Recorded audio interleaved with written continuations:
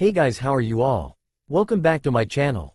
Today we will see what if Naruto is prophet for Danzo, an evil king. If you enjoy then please like, share and do comments. The sun shone through the window, blindingly bright.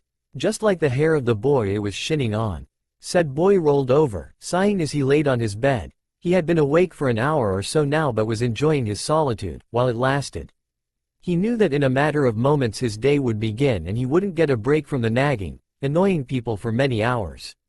He sat up in his bed, hating his life. He hadn't had a normal life since he was a child of 5 and though, he knew, many people were more than willing to give up their current living situations for everything he had. He wished the opposite. He would give anything, and he meant absolutely anything, for the life he had, for the people he knew, for the love he had felt.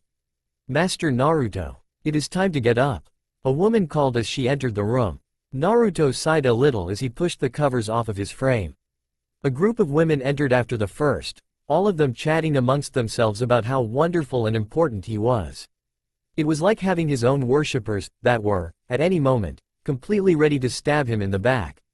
The only reason they waited on his hand and foot was because of his importance to the king. A man Naruto hated with every ounce of his being. You have a very busy day today. The king has assured me of that and he wanted you to get the message, though I'm already pretty sure you already knew, isn't that right? Though Naruto heard the sting of sarcasm in her tone, she was right. There was a reason why he was such a prize to anyone. He could see into the future, a trait he inherited from his mother, who had been a sorceress. The Uzumaki clan had always been a prize and for those who succeeded in catching one, well, the spoils would go to them. Many very evil people had rose to people because of their fortune in catching one. Naruto was no exception. He had been taken from his family when he was just a small child by the very man who was housing him in such lavishness. It wasn't as though he was taking it all in silence though, well not at first. He had run away plenty of times, only to be caught days later and then punished severely. Naruto had learned around the time of his 8th birthday that escape was far less than futile, it was impossible. So he kept silent for the most part, letting his king rule him and use him as he pleased.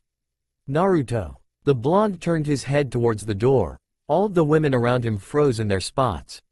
Speak of the devil. The king was named Danzo, an aging man who had been the top warrior and soldier in his prime.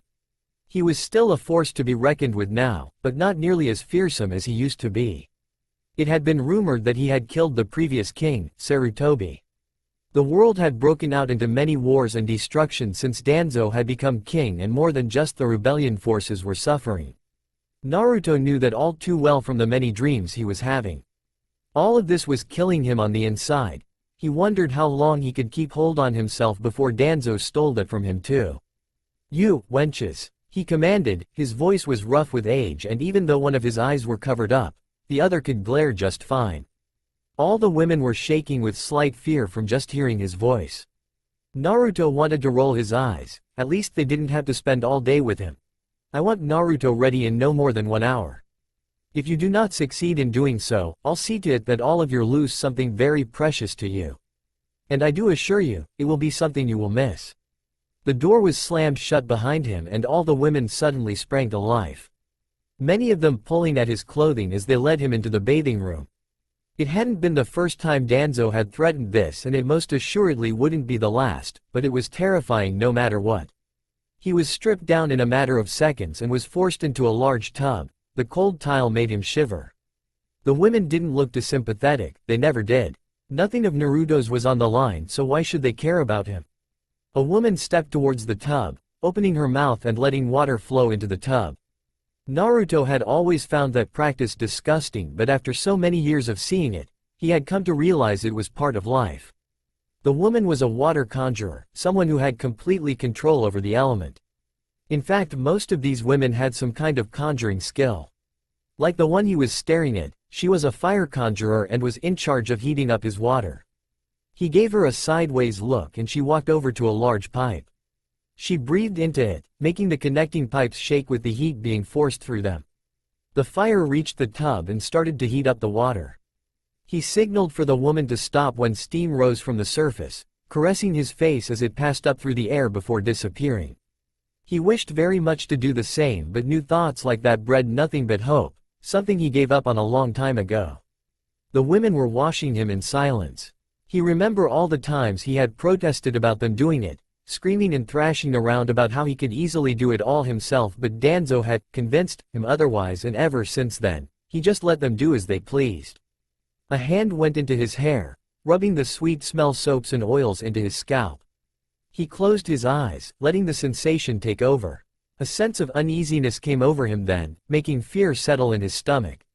He reopened his eyes and saw a woman leaping at him with a poison-tipped blade. He screamed a little, pulling his arms up by his face. He noticed that there were no soaps in his hair and that the tub had been drained, which meant one thing. This moment hadn't happened yet. Naruto blinked, finding that he had slipped under the water to wash out all the soaps and oils on his skin. He shot up instantly, taking a deep breath when he hit the surface. The women around him stopped what they were doing, a worried look coming onto their faces as Naruto clutched his chest and looked around. The woman who was going to attack him was the only one who didn't seem concerned. Her brown eyes shone with something he had seen plenty of times: hatred. Her purple hair fell over her eyes as she reached down into the folds of her dress, pulling the dagger from the compartment on her leg. Naruto saw this move and jumped out of the tub as the dagger went flying at the spot he used to be. The woman who had been sitting behind Naruto gasped as she reached up, feeling the blade in her chest. She reached up, gripping the handle, but before she could pull it out, fell to the side, dead. Damn you, why won't you just accept your fate and die?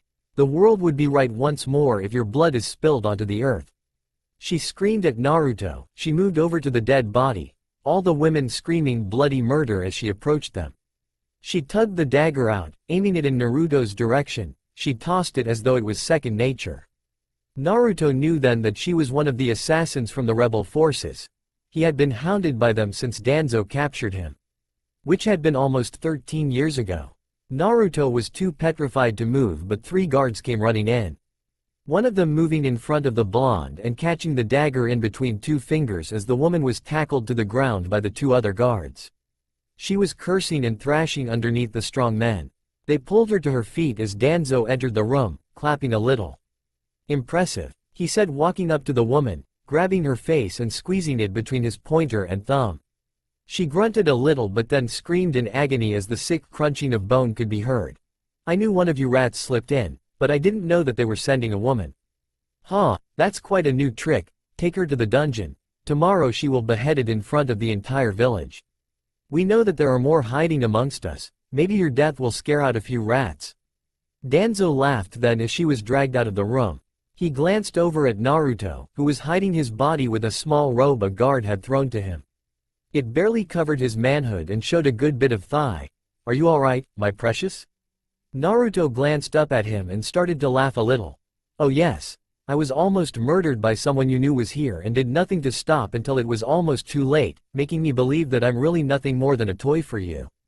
But, you know, other than that, I'm completely fine. He glared at the man before him and Danzo just shook his head as he walked up to the blonde. He placed his hand on the blonde's thigh, making shivers of disgust shoot up his spine. Huh, need I remind you again of your fate? After you've helped me take over the world and assure me my throne, I will make you my wife. You will be the most powerful person because I will be at your beck and call. That's the love I show you, real love. Don't forget it. Danzo turned away from the blonde and looked at the women who were cowering, still sitting on the ground next to the tub. You, wenches, get up and have some dignity. Finish your preparations with Naruto, you still have 20 minutes. The women bolted up from their places, pulling Naruto into his bedroom. He glanced back at the remaining guard who was looking over the fallen woman. Summon the Undertaker, he'll have this place cleaned in no time. Yes, my lord, he said, but the man faltered, falling to the side. Danzo looked down at him, noting that his eyes were bloodshot and bulging from his skull. The dagger that woman had was poisoned. He shook his head a little. The rebel forces were getting more and more crafty. I always have to do everything myself. He muttered under his breath as he left the room to go and find the Undertaker. That man was going to have a very busy day. It was loud, extremely loud. Itachi sighed a little, leaning around a tree, spotting a drunk guard taking a piss in the middle of the forest. He figured this was why there was almost no barbarians left in the world.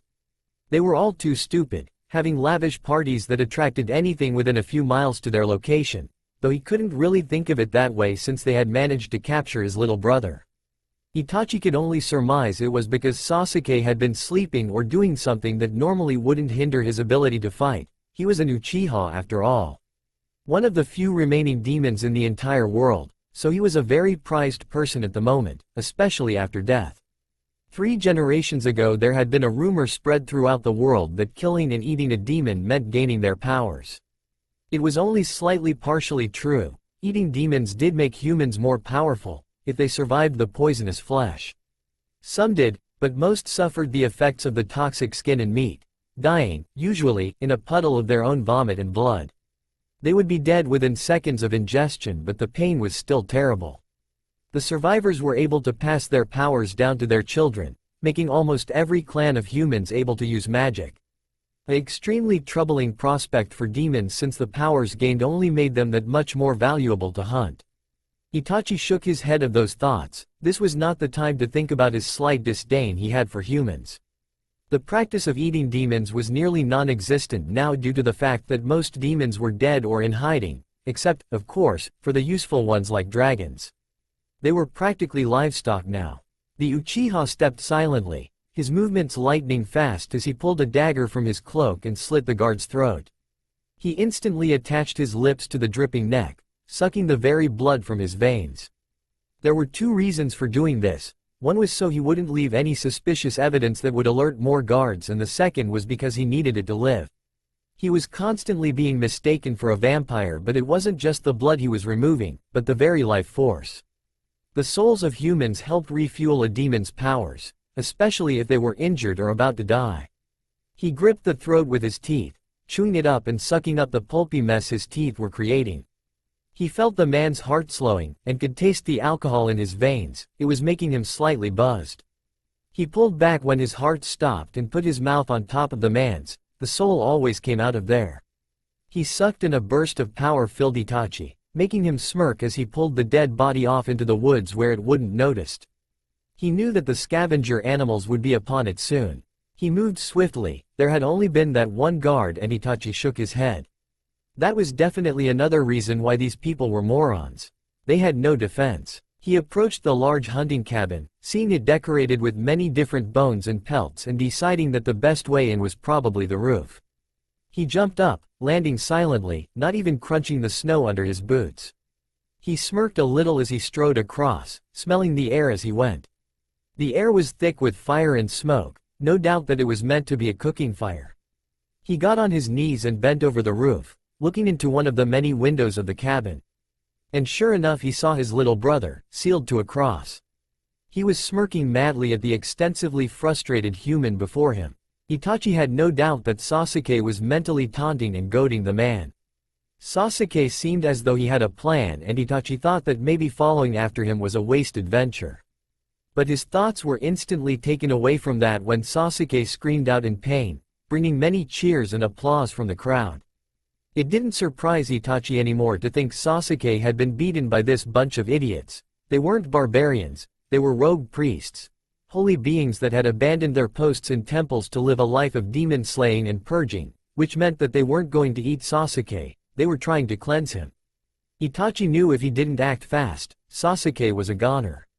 He flipped into the window, breaking the glass, but no one noticed because of the cheering and blaring of instruments. He was easily able to slink his way across the room towards his brother, who could instantly tell Itachi had arrived. He gave no indication though. The last thing they needed was Itachi's position to be given away. Some of the more skilled priests were noticing Itachi's presence, and he grabbed an seal-releasing dagger. He tossed it, moving positions and throwing another, and repeating the process so there were 5 daggers flying through the room. It was to confuse his enemies and had worked. All of them were freaking out, hitting and running into each other as they attempted to flee.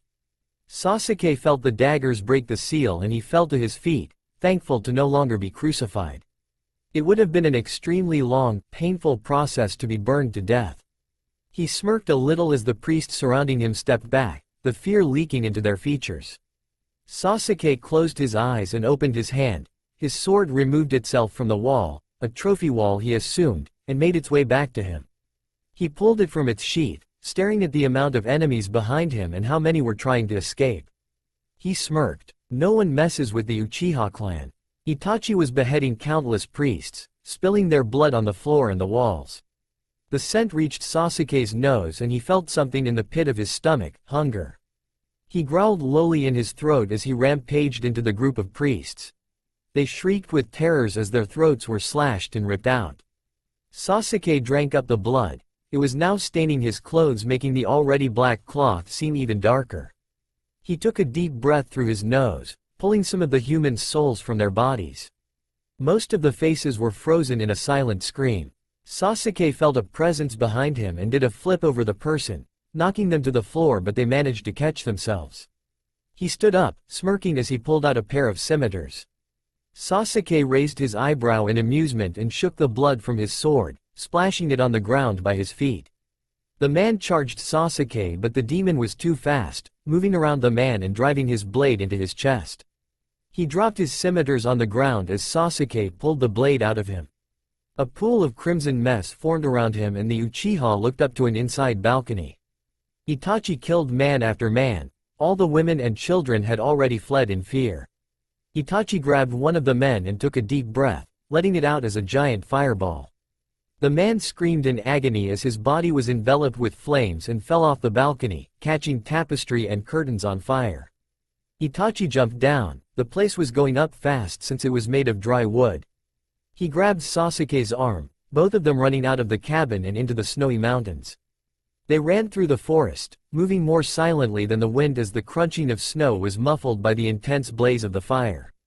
They got to the edge of a cliff and the two of them let their wings fly out from their spines as they jumped off. They were in free fall for a moment as they went head first towards the ground. Sasuke's bat-like wings spread then, catching the air underneath them and holding him up in the air, allowing him to control how quickly he descended. Itachi did the same, letting his black, feathered wings to flap as he floated there.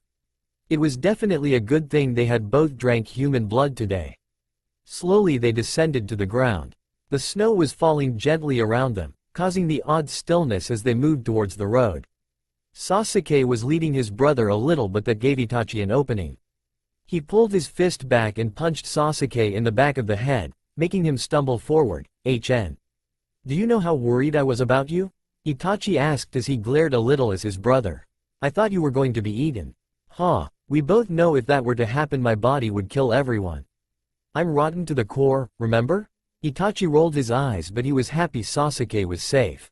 His little brother was the only thing left of his family. "HN, whatever. Be grateful we have the same parents. Otherwise I would have left you there to die." Itachi muttered as he stopped at a sign telling them which town was in which direction and how long it would take to get there. He spotted that Tsuna was 40 miles west and sighed a little. It was going to be a long trip.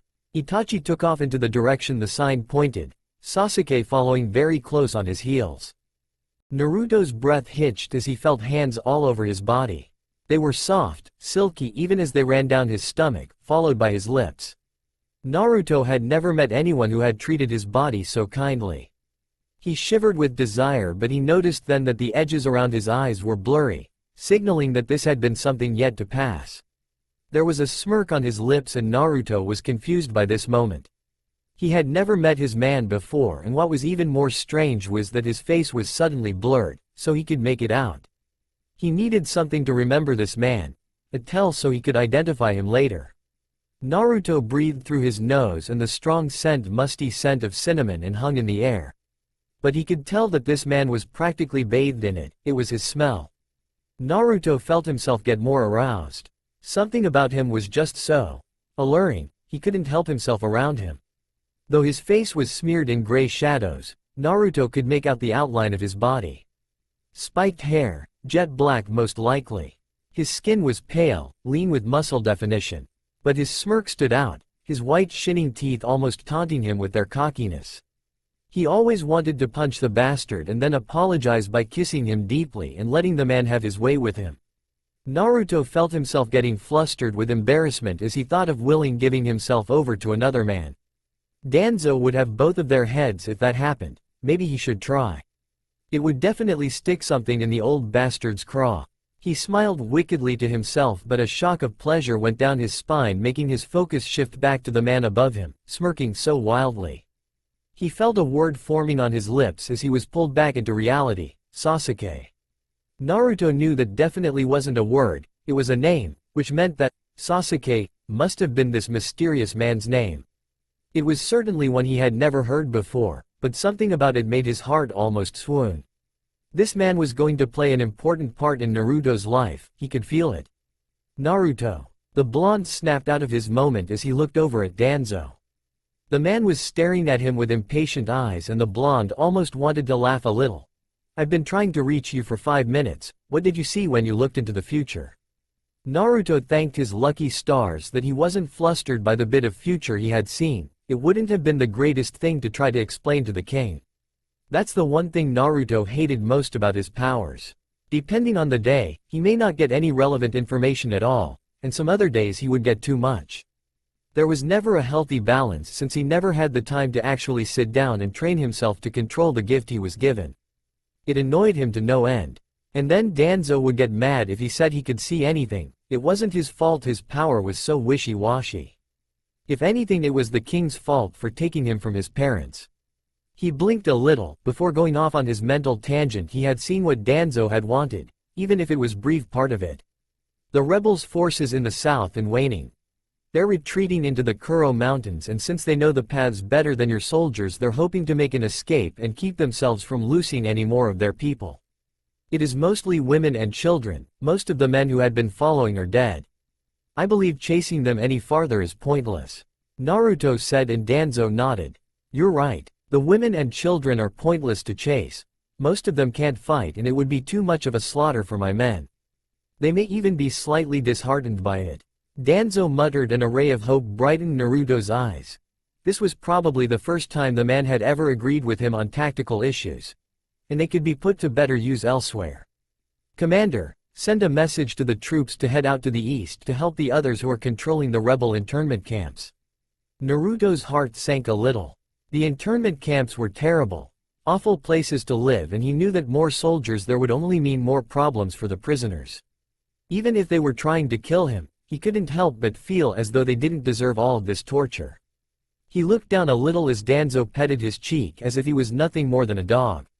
You've done well and that's all I ask of you today. Go back to your room, the Undertaker has already taken care of the mess. I saw to it personally. Naruto nodded his head, getting up from his position next to the throne and heading towards his room, 2 guards following after him. He didn't see the point of them escorting him, it wasn't like he was trying to escape anymore. Itachi and Sasuke finally arrived in Suna. It had taken them well into the next day. The light pink sky was beautiful at this time of the morning but their bodies were exhausted from the long travel. Even if they had ingested the blood and souls of humans a few hours back, the effects would only last so long. Itachi sighed as he reached one of the rebel forces' camps. The tents were starting to buzz with life as everyone started their day and when one of the women saw the 2 brothers, she knew immediately what she needed to do. The camp was bathed in rich yellow light as the sun started to peek behind the mountains of sand and desert. A red-headed man stood in the middle of the camp, by a makeshift throne, watching as the sun finally arose from the ground. He looked very at ease even though both Sasuke and Itachi knew he was carrying most of the world on his shoulders. He looked back, smiling at the 2 Uchiha. Both of them bowed to him a little before standing at ease, waiting for whatever he had to say to them. But after a few moments of silence passed between them, Itachi cleared his throat a little. Gaara, I've been wondering what you called us for. It has been a while since we've been here and it has taken ever longer for us to return because of unforeseen circumstances. Itachi gave a pointed glance towards Sasuke, who was just smirking a little, slightly amused by his brother. So, forgive our absence and tardiness. Of course, the most important thing is that you're here now. Anko, a spy we sent in a couple weeks ago, has been captured and more than likely executed by Danzo, the dreaded king. Though we mourn her loss, we were able to get far more information about the Uzumaki he has under his care. We even know what he looks like, assuredly now. That's why I want one of you to go in and find him while the other goes to help Pain on the battlefield. There really are 2 options here, spilling his blonde or kidnapping him so we can have him in a safe place.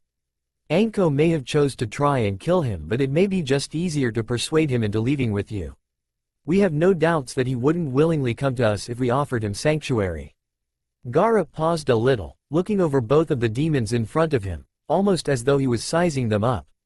And since Pain has given me these orders specifically for one of you, I have no doubt that you, Sasuke, can handle this yourself. Me? Sasuke muttered, looking almost dumbstruck at the prospect. Itachi smirked a little to himself. He doubted Gaara had made this call himself. Pain was a very crafty, horny man, and he had known for a long time that the second in command of the rebel forces always had a thing for him. Do you doubt your abilities, Sasuke? Gaara asked. Sasuke knew the redhead was playing dirty. Hitting him in his ego was probably one of his best motivators, plus he had to make himself look better after the whole priest incident. Kidnapping him while he was sleeping, that was low blow. No, I don't doubt them at all. I will remove this boy out of Danzo's hands or he will die by my blade. I will not allow Danzo to have such a powerful person with him any longer. I do no wish for more innocent lives to be taken by this mad man. Good to hear. Gaara tossed Sasuke a scroll. This contains all the information you'll need to know about this Uzumaki Naruto. It even tells you what room in the palace he stays in. You have a weak Sasuke to retrieve or kill him. If you're to die or fail, we will know that this venture is impossible. He paused then, looking at Sasuke nervously. But the Uchiha didn't seem fazed at all by the thought of his own death. My faith is with you. Gaara added, walking over to the younger Uchiha and kissing him on the cheeks. Sasuke kissed back and nodded his appreciation. But before you go and rest up. It will be a long and testing journey. Sasuke nodded, waving as he wandered back into the camp, looking for a place where he could sleep and then get a nice hot meal. Itachi was silent as he stood with the red head, looking into the sky as the sun rose even higher. The heat was starting to come and it would be suffocating soon, which means Itachi would want to sleep through it, so he had to make this quick. Has Pain heard anything from the commander? Itachi asked, and Gaara shook his head. No, we haven't heard a single word since he went to infiltrate Danzo's palace. He assumes that the commander is dead, but is still very hopeful that isn't the case. We all have hope alive in our hearts, don't we, Itachi? The Uchiha nodded and said his farewells to Gaara, weaving his ways through the camp to find Sasuke and a place to sleep off his exhaustion. A picture in his head stood out and Naruto closed his eyes. Everything seemed to be far more in focus when there was dark background surrounding his visions. There were thick forests surrounding this palace, so when he saw vast areas of sand and towering mountains, he knew the area to be Suna, the land where rebels' main camp resided. He had never given that information to Danzo because the rebellion was the only thing left keeping Danzo on his toes. And even though they were trying to kill him, Naruto decided to let them live so they could fight Danzo on every turn. He saw a blur in the middle of his vision and continued to watch the blur as it raced across the sand. After a few more seconds of observation, he saw that it wasn't just a blur, it was a man. He was wearing a black hood that covered his face, but suddenly a strong breeze blew and the hood fell down around his shoulders, revealing the same jet black spikes from Naruto's earlier vision. So this Sasuke person was going to be on the move, but to where, Naruto didn't know. All he could tell from this vision was that Sasuke was a member of the rebel forces and he was still as mysterious as his earlier vision. Naruto opened his eyes as he stared up blankly at the ceiling. He never thought that a rebel would get so close to him, especially enough to make love to him. It was more than obvious that this Sasuke was very much different than the other rebels he had encountered. He sat up on his bed and glanced over at the door. It was shut, but he knew that 2 guards were sitting outside. It was more than annoying. He couldn't even slip out of his room without anyone noticing. He shook his head and focused his mind again. He wished that he had more than just the gift of foresight. It would be interesting to look into the past of this Sasuke and find out more about him, though Naruto felt that he would know very much about this mysterious man very soon. From the direction he was heading and from what he knew about the rebels, it seemed as though he was heading towards Konoha. Was Sasuke being sent to assassinate him? And if he was, what series of events would lead up to them having? Naruto frowned as he broke his concentration. It was exceedingly difficult to see into the future when he was constantly distracted by this mysterious Sasuke. Naruto blinked a little. If Sasuke was part of the rebel forces, wasn't he a demon then? Most of the rebels were demons or of some kind of magical background. The blonde rolled his eyes a little.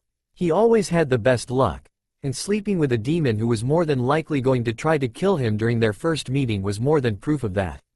A knock at the door pulled Naruto out of his reprieve and he made a noise of acknowledgement. The door was opened as a red-haired woman entered the room, both the guards following her as she presented Naruto with his meal for the afternoon. Naruto knew her to be a prisoner, one that was up for the executioner's block, but instead of death, she chose to be his food taster. She hadn't been the first, of course. He had lost many a food taster over the years because of the rebels, and this time, he hadn't even bothered to learn the woman's name since it was more than likely she was to die as well. Though, so far things had been fine. It had almost been nearly 6 months since someone had tried to poison his food. Naruto watched as the woman took a spoonful of the soup on the tray and the same unease came over him, making his eyes wide as a flash of his food taster's lifeless corpse on the floor. Her eyes were bulging as she writhed on the floor, vomiting up blood. He slapped the tray out of her hands and she looked up at him with a look of wonder, but it was already too late. She had taken a bite of it. She instantly seized her throat, falling forward onto the floor and started vomiting. One of the guards grabbed Naruto and took him out of the room as the other ran out to find Danzo. After a few minutes, said King appeared, taking the shaken blonde from the guard's arms and pulling him into his own. What's happened? Danzo asked, looking at his 2 guards. Both of them looked at each other. Naruto's food taster is dead. He got a vision as soon as she ate the soup and tried to save her, but it was too late, she had already ingested the poison. One of them said, glancing over his shoulder into the room behind him. The woman was laying in a pool of blood and vomit and the smell was already starting to radiate from the room. Danzo looked down at Naruto, whose small frame was shaking with sobs. Even though Naruto had distanced himself from this food taster, he still couldn't help but cry. Danzo couldn't help but feel aroused by the vulnerability he was seeing from Naruto. Usually the blonde was slightly abrasive and almost cold towards him, but during times like this, Danzo was reminded that Naruto's shell was so easily broken down. It was that vulnerability that allured Danzo to Naruto. Even when he was child, he couldn't resist it. He petted the blonde's head as he wrapped his arm around Naruto's shoulder and started to head him towards his own room. One of the guards made a noise and Danzo turned to glare at them. My king, do you wish for one of us to summon the Undertaker and the other to accompany Naruto? Yes, I still have work to attend to. Take him to my quarters. One of the guards stepped forward and grabbed Naruto's shoulder gently as he led Naruto to Danzo's room. The king stood out in the hallway with the other guard and the man noticed how lustfully Danzo watched Naruto. The man felt slightly disturbed and turned to go to the chambers of the Undertaker when he felt a hand on his shoulder. It was Danzo's and the guard felt his heart race as he spun around and stared his king in the face.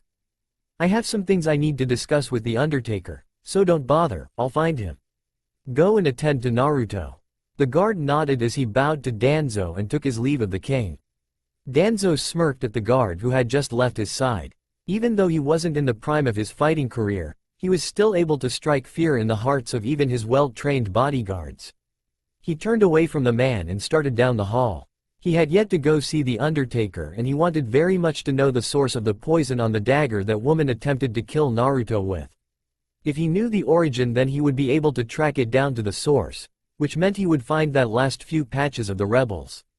It wasn't as though Danzo hated demons, quite the contrary, he found them to be very useful. Their strength, their speed, their bloodlust, it made them perfect soldiers. And not only that, but when they were ingested, they could make a human extremely powerful. And since the demon's flesh could weed out the unworthy, it only left the strong humans which would build even stronger armies. Which was why he wanted to find the rebel forces and gain the means to control them. If he possessed all their powerful demons and was able to convert them into soldier or sell off their meat to strengthen his previous armies, he would be unstoppable. And there would be no one to get in the way of his marriage to Naruto. The blonde was of marrying age now and Danzo wanted him almost more than he wanted to control the demons. But the rebels kept getting in the way, making Naruto act more coldly towards him even though he was trying his damnedest to protect him. Danzo knew it didn't matter much though, he could easily force Naruto to marry him since there was no way he could say no to him. He provided the child with everything he could ever want. Naruto was more than obliged to agree. He approached a door at the end of the hall and knocked on it twice. The door swung open as a massive explosion ripped through the air. Waves of purple smoke came pouring out into the hallway as a wickedly excited laugh followed behind it. Danzo grit his teeth as he entered the room, coughing as the smoke burned his lungs and slightly blinded his only working eye. The laughter continued as the smoke cleared, revealing the Undertaker. He was a tall man with strikingly crimson hair. He was well built, and when he wasn't wearing his large black overcoat, one could clearly see the definition of his muscles. Danzo had originally thought this man had come to be a soldier when he arrived at the castle, but when he requested to be the Undertaker, the king was almost at a loss for words. His last Undertaker had been an old, hardened man, with no defining characteristics. But the current one was young, graceful, though extremely odd and almost seemingly incompetent. The man turned, still chuckling slightly to himself, his red hair falling over his shoulders as he turned to look at the king. The Undertaker had been working here for about a year now, and during that entire time, Danzo hadn't once seen his eyes. His bangs always fell right over them. "Oh, Danzo, it's you. I half expected a ghost," he replied with a cheeky smile. The king looked over at what the Undertaker was doing and sighed a little. He hadn't finished testing the poison. "What an intense look you're giving me right now, you must not be pleased. What's on your mind, my king? Kyubi, you haven't tested the poison samples, have you?" Danzo asked, his brow twitching with anger. The redhead looked deeply in thought for a moment, even going so far as to rub his chin. Poison, you say?" he mused, looking around his workbench. He grabbed a dagger and saw a solitary drip of clear liquid fall onto the wood. "Nope, don't believe I have." Danzo slapped his forehead with a sigh. This man may have been one of the best Undertakers he had ever had, but when he asked Kyubi to do simple tests, he seemed to be at a loss or didn't remember the request. "Do it now, Kyubi, right now." The redhead shrugged and grabbed the hilt of the dagger. More poison came springing to the tip and dripping out from it. How clever, a button that releases more poison. Definitely good for kill multiple enemies, or correcting an error. Kyubi dripped the poison onto his finger and smelled it. He noticed instantly that it had no smell. With my deducing skills I have figured that this will more than likely will have a taste. "And how, you ask? Quite simple really, it's clear and has no smell, and I know what you're thinking. Oh Kyubi, you've gone mental. If it doesn't have a smell and you can't see it, then it's obviously not going to have a taste. And that's what I thought at first, as well. But this poison was placed on a dagger, so if it had a taste, it wouldn't matter." Kyubi put the finger laced with poison into his mouth, and Danzo instantly tensed up. His first thoughts seemed to linger on the idea of Kyubi dropping dead, right then, right there, but when the redhead let out a jaunty laugh, the king relaxed his body. "As I suspected. It's snake venom, and we all know that ingesting snake venom isn't harmful unless you have a stomach ulcer. And what exactly would you have done if that wasn't snake venom, or if you had a stomach ulcer?" Danzo asked, trying his hardest to hide the annoyance in his tone. "It wasn't working. I suppose I would have died, now wouldn't I?" Kyubi said, completely amused, and started laughing again. Danzo felt that he was reaching his last nerve. He reached it quite often because of Kyubi's mannerisms and laid-back attitude. Especially about death. He cared almost nothing about it and accepted it more readily than any other person Danzo had ever met. He didn't know why, but he felt that it almost annoyed him more. Most of the people in his palace feared death by his hands, but Kyubi brushed off his death threats and sometimes even laughed at them. It was as though by him not caring about death, he was disrespecting Danzo's authority. The king narrowed his eye, and that made Kyubi finally calm himself enough to where he stopped laughing. "What are the origins of that poison? If at all possible, what snake did it come from, and what region is that snake from?" "Ah, you're asking too much again," Kyubi said as he scratched his chin and shrugged. "As far as I'm aware, no one has ever catalogued snakes by the taste of their venom. So I cannot tell you anything but that the rebels are just as tricky as ever." He had a sing-song tone to the last part of his statement, and it was slowly starting to drive Danzo insane. This man was quite possibly the strangest creature to ever exist. "There's been another death in the palace, in Naruto's room. Remove the body right away and test her blood for the origins of the poison that killed her," Danzo said, turning curtly on his heel and storming out of the room. "Maybe you should move that boy out of his room. I have a feeling that place is cursed by now," Kyubi yelled after Danzo, knowing that the man was still very well in earshot. He burst out laughing again, his seemingly mad chuckle filling the room and the hall as he headed towards the back of the room where he kept his body collecting gear. Elsewhere in the castle, Naruto looked up at the ceiling with the guards sitting in chairs around the bed. They always seemed to act like this when an attempt on his life was made. They never left his side, even when he went to the bathroom, which was maybe 10 steps from where he currently lay. It was more than annoying, but what was really killing his mood was being stuck in Danzo's room. He hated this place, it was so stuffy and could make anyone feel claustrophobic. It was filled with countless weapons, some he couldn't even name or figure out quite what the use was. There were also books, countless, dusty books. They towered to the ceilings and their shelves seemed to occupy any space that wasn't taken up by Danzo's weapons. But the main reason Naruto hated this room was because he was kept in this very room, with Danzo for the first few years of his containment. It brought nothing but sour memories to the surface every time he looked at Danzo's bed or glanced around the room. Danzo had practically tortured him in this room, forcing him to predict the future at any moment of the day, and when he provided nothing of use, he would be punished with sleep or food deprivation. It had been a terrible existence, but once Danzo realized that he couldn't control his visions, it got better. He even tried to make it up to the blonde by giving him his own room, a seat next to him on the throne, his own servants, but Naruto couldn't forget what he had been through. He couldn't forgive that man for all he had done, and why should he? Danzo had single-handedly ruined his entire life, and the king wondered why he acted so cold towards him. Naruto took a deep breath and closed his eyes. He wanted very much for a vision of Sasuke to pop up in his mind, but he had no control of what he saw, and that was starting to bother him. He should be able to see what he wanted to see in the future, and if Sasuke was that thing, he wanted to see him. Though, if Sasuke had been traveling at midday like Naruto's vision showed, Sasuke would more than likely been in Konoha by the next morning. Suna and Konoha weren't actually that far away, and it was an even shorter time to travel when one was as quick as a demon.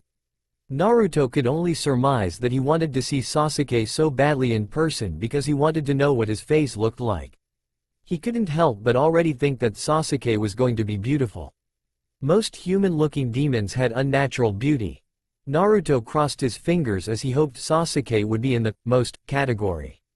He could feel that his breathing was slowing, and before long, he would be sleeping.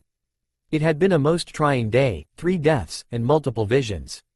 He was surprised he hadn't collapsed with exhaustion yet. He took a deep breath and let the calm, blackness of his mind take over. Naruto had never known true awkwardness until he had woken up to Danzo laying right next to him. He had almost forgotten that he had fallen asleep in the man's room, and it shouldn't have surprised him that the king would pop up eventually, though he had suspected when Danzo finally appeared, it would have woke him up. That obviously was not the case. Naruto slowly rolled out of the king's bed, sneaking his way across the room, trying his damnedest not to step on a squeaky wooden board. He opened the heavy door, and looked back, smirking to himself when Danzo didn't wake. He took a couple steps out into the hall and realized there were guards on both sides of the door. He instantly sighed and waited for one of them to scold him about leaving, but when no scolding came, he looked at the guards more closely. They were both sleeping, and Naruto couldn't believe his luck. He tiptoed around them and snuck back to his room, which, much to his relief, had been cleared of dead bodies. He sighed with relief as he flopped down on his bed. Naruto had never officially met the Undertaker, but the man did wonderful work. It was almost as if no one had died in there. He rubbed his eyes, still feeling very tired, even though moments earlier the adrenaline had been pumping through his veins. He rolled onto his side and stared out of his window. The village was dark. Only a few street lamps had been lit tonight, and it caused an almost eerie darkness to plague the village. He was about to close his eyes when he felt a strange uneasiness come over him. Naruto knew that this unease came from events that were close to happening and would directly impact his life. His body felt heavy with sleep all of a sudden, and before he knew it, his consciousness was nothing but black. But then a burst of color filled his eyes and the room came spinning into focus. He noticed the blurring at the edges and knew that this was nothing more than a dream and vision mixed into one. Naruto sighed a little, but he realized then that he wasn't alone in the room. His eyes glanced up towards the window where a hooded figure entered. Naruto knew that cloak, that figure, it had to be Sasuke. He took off his hood and was front with a striking sight. His skin was paler than the driven snow and gave a stark contrast to the dark hair and eyes he possessed. His features were sharp, straight, but there was a sultry seductive tweak to them. His eyes were smoldering with something Naruto could only call lust as he took in the blonde's form. Sasuke smirked, his lips quirking in a way that almost screamed, "I will have you." He stepped quietly. If Naruto hadn't seen him moving, he doubted he would have known that Sasuke, or anyone for that matter, was approaching him. He could tell that Sasuke was a demon from the way he seemed to be looking at him. There was an almost animalistic quality to it, and for Naruto, it aroused him greatly. It was like Sasuke was stalking up to him, like a large animal would do with prey. And when Sasuke was suddenly atop him, Naruto could help but feel that he had indeed turned into the latter. Sasuke's smolderingly black eyes started to fade into deep crimson pools as he licked his lips and looked down at the blonde. He leaned in and captured the blonde's lips in a feral, dominating kiss. Naruto had never felt anything like it and almost purred when he felt Sasuke's teeth clank against his own as he tried to make Naruto submit to him. Naruto moaned a little into Sasuke's mouth and closed his eyes as he felt strong hands on his body, rubbing and caressing places that he almost forgot he had. "Sasuke," the demon purred with approval and started to tug open Naruto's robes, licking and sucking on his neck. Naruto started to whimper and he bit lip as Sasuke's skilled tongue traced and teased his skin. He whined as he reached up for Sasuke, bringing his head up so they could kiss more. Sasuke growled lowly in his throat as Naruto tried to dominate the kiss. The blonde whined a little and the demon sighed a little, trying to coax Naruto to play with him more, biting and sucking on his lower lip. Naruto's eyes shot open with sheer bliss as Sasuke's wandering hands came up from his thighs to molest and pinch his nipples. He moaned loudly into their kiss and the demon replied with another pleasure-inducing pinch. Naruto bucked his hips into Sasuke's, colliding their cocks together in deliciously hot friction. Sasuke broke the kiss to moan and started grinding down on the blonde. Besides the robe and some amounts of undergarments, Naruto was practically naked beneath Sasuke and it wouldn't take much effort on Sasuke's part to get him completely nude. Naruto was feeling very good at this point. Fingers attacking his nipples, a mouth attached to his neck, and a hard cock being ground into his own. If this wasn't heaven, he didn't know what was. Naruto was panting heavily and he tried to catch his breath but realized something extremely important as he looked away from Sasuke's body. The edges of his vision weren't blurred, this was all real. Earlier, with everyone's favorite demon, Sasuke managed to reach Konoha way before he thought he would. It was supposed to be a whole day's journey but it had only taken him about half that time. The sun setting and the sky was mixing with reds and blues to create a beautiful mix in the sky. Sasuke almost scoffed at the thought that something so beautiful could reside over a village so ugly. He decided to stop here for a little while. The sun would be fully behind the trees and hills in a few moments and in the cover of darkness it would be easier to move around. He took the scroll Gaara had given him from his pocket and opened it. The contents were fairly informative, giving a description of this Uzumaki Naruto boy down to his height. According to this, he was a blonde, around Sasuke's age. He was a fair bit shorter than him, he had blue eyes, and apparently had a more feminine build. Not as much muscles definition but he was still lithe and toned. But what struck Sasuke as the most amusing was the information regarding the fact that he seemed to have an all-over tan, even though he wasn't allowed to go outside much. Sasuke looked up as the area around him started to darken. It was time to go and search for this mysterious boy. He reached the gates of the village just as the sun set behind the hills and seemed to be eclipsed by them. It made the surrounding area eerily dark yet still filled the sky with bright and wonderful colors. The guards stationed around the gates watched the edges of the forest suspiciously, seeming to be ready for an attack, so Sasuke decided to search around the area for a better spot to infiltrate. He found an opening between two guard towers, a complete blind spot that he knew his speed could take advantage of. Both of the guards in the towers were looking in different directions and Sasuke slunk up slowly, enjoying the fact that this may go better than he expected. He smirked as he reached the wooden gate. It was a simple thing. Only a bunch of sharpened tree trunks stuck in the ground. He leapt over them and landed on the other side, not making a single sound as he did so. He looked back up at the towers and saw that the guards didn't notice him. He was mildly amused by that but decided that gloating would be best saved until after he either captured or killed this boy. His body moved quickly, ducking into unlit alleys and back way around the village until he was greeted with the palace, which was smack in the middle. He chuckled to himself as he snuck past 3 guards and summoned his wings. The leathery wings made nearly no noise as he ascended to the upper levels of the palace. He landed on a ledge that had a window and peered inside. It was a storage room. Sasuke pulled out the scroll again and looked at it a second time. The directions provided said that Naruto's room was 2 more stories up from a storage room and to the left 3 rooms. Sasuke flew up another 2 stories and then folded his wings back into his body. It would be pointless and exhausting to use them any further, especially if he needed them to escape later. He jumped from ledge to ledge, and when he finally found the room in question, the door opened instantly. Sasuke hid himself along the ledge as he peered inside. A blonde boy walked in and he looked pleased with himself. Sasuke was instantly struck by his beauty. The scroll had barely covered his wonderful physical attributes. His eyes were a beautiful sky blue and it accented his light, bright blonde hair and tanned skin very well. He had a certain curve about him, having fuller hips than most men did, but it worked well with his petite figure. His lips were full, pouting, and almost begging to be sucked. Sasuke purred with desire. This boy was quite the catch. Sasuke was very amused when the boy flopped down on his bed and rubbed his eyes like a mere child would. But what worried Sasuke was the fact that he was staring out the window, though it seemed that Naruto hadn't noticed his presence at all. But Sasuke noticed there was something off about him.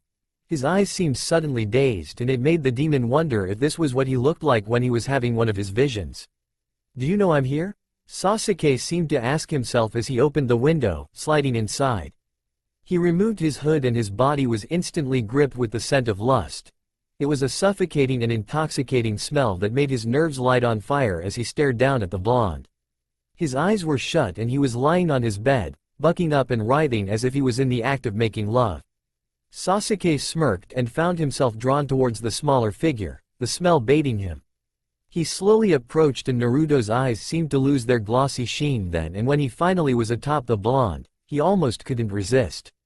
Sasuke found that his body was starting to act on its own. The lust of Naruto's body was almost corrupting his. He purred a little as he sealed his lips on the blonde's and received a moan in return. He couldn't stop his hands from wandering down the blonde. His hands were tugging at his robes, caressing his thighs, making Naruto unconsciously buck and shake with need. When he heard his name fall from Naruto's lips, Sasuke almost lost it completely. He knew his eyes had probably gone red with desire, but now his body was starting to truly feel more than just plain desire. It was a dangerously encompassing lust, striking him to his very core and making his cock twitch as he thought of how many more ways he could make the blonde say his name. He attacked Naruto's neck with his tongue and the blonde pulled his head up for another kiss. The dominant tint to this one made Sasuke growl with excitement and it earned a whimper from the adorable blonde beneath him. If anyone had told him his first encounter with Naruto would be like this, he probably would have laughed in their face.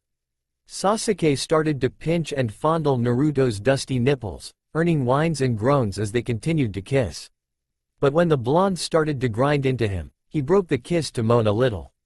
This one, he was something alright. Sasuke ground down on the blonde, making him arch up to meet with his thrusting. But Sasuke noticed something in Naruto's eyes, an almost look of realization, and he knew it to be just that when the blonde grabbed his shoulders and pushed him off his body and onto the floor. He was blushing furiously, looking down at Sasuke with shock and desire. The demon stood then, completely pissed about being rejected right before the real fun started. But he almost couldn't stay mad at the blonde since he looked so adorably disheveled. His robes were a mess, so was his hair, and his lips looked bruised from all the kissing they had done, and he hadn't exactly been the most gentle. "Sasuke." The demon stared at the blonde, almost waiting for him to say something else and to do anything for that matter. "It's not a vision." He started straightening out his robe and steadying himself as he continued to watch Sasuke.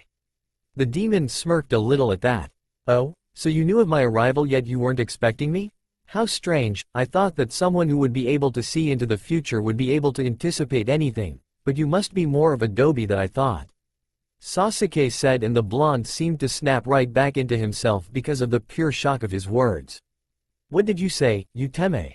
He was on his feet then, staring Sasuke in the eye, and the demon couldn't help but find it amusing. Humans were so cute when they were angry. Sasuke smirked even wider then and backed Naruto onto the bed. He crawled on top of him and pinned his arms down. I think we've had enough chatter. It is time to get down to business. As you probably already know, I'm with the Rebel Alliance against Danzo. And you're causing a bit of a problem to us, now aren't you? The blonde sighed a little, a defeated look on his face. It's not like I have much of a choice but to help him. Yes, but now I'm going to give you a choice. The first option is definitely the better of the two. Come with me across rebel lines. I promise we're not going to double-cross you. We'll offer you protection from Danzo as long as you stay with us. Sasuke muttered, still feeling a bit of desire for the blonde lying underneath him. But that could wait, he had other matters at hand.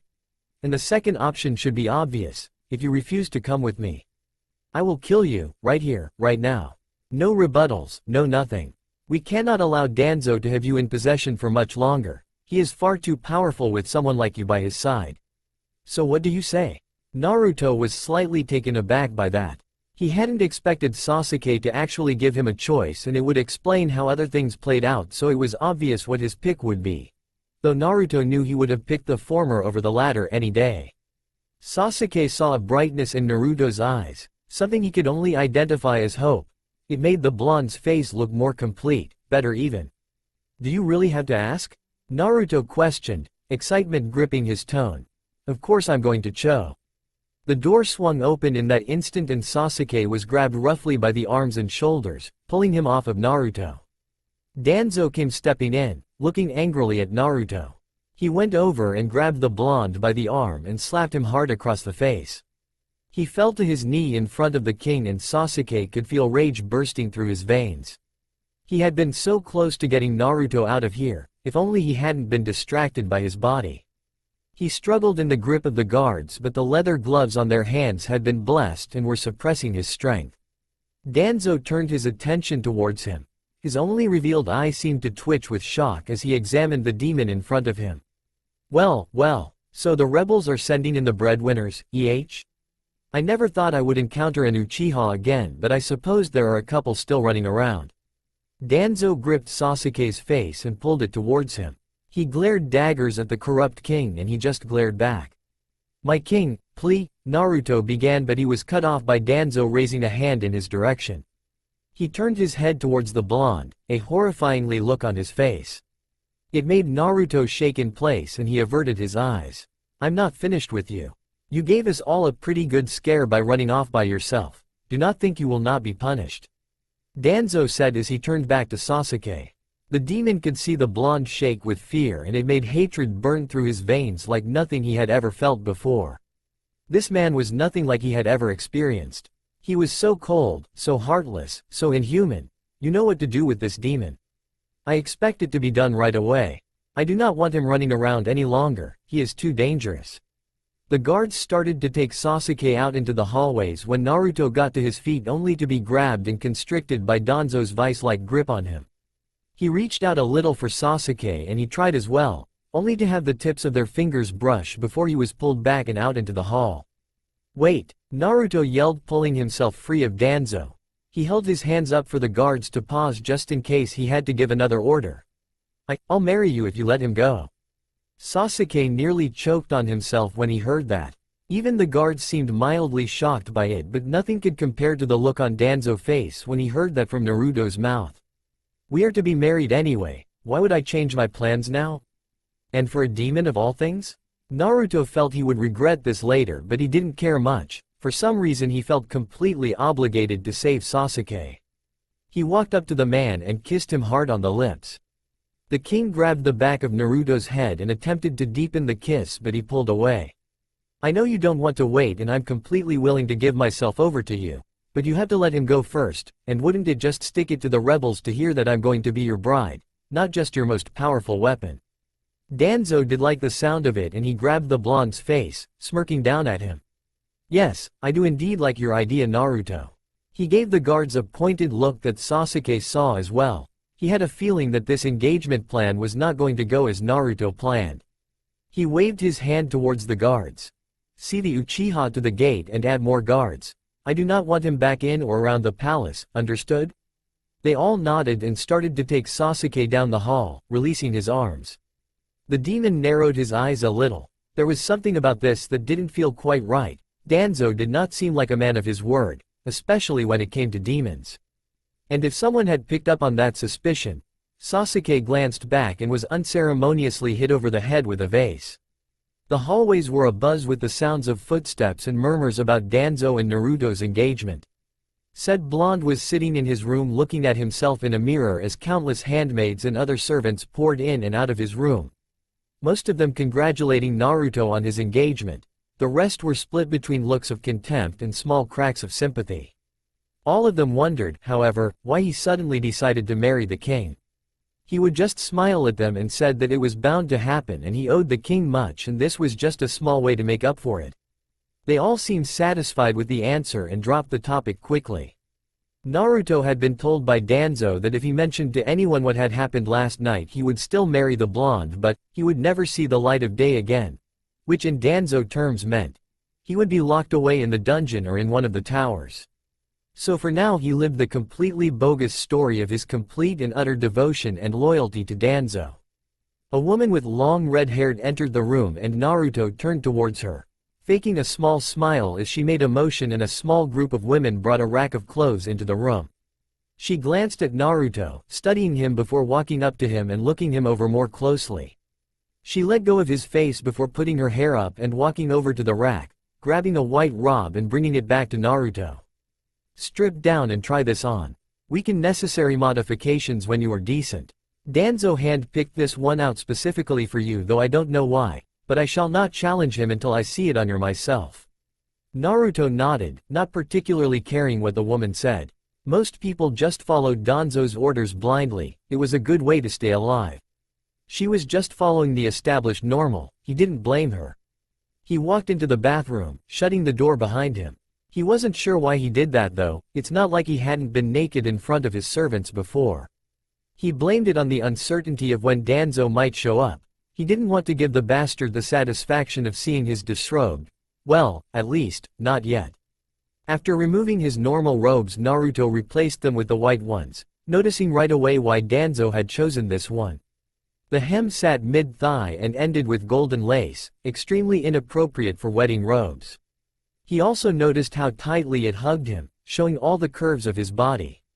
His eye twitched a little as he looked at himself in the mirror before stepping back out into his bedroom. The red-headed woman's eyes narrowed as she approached Naruto, giving him the once-over.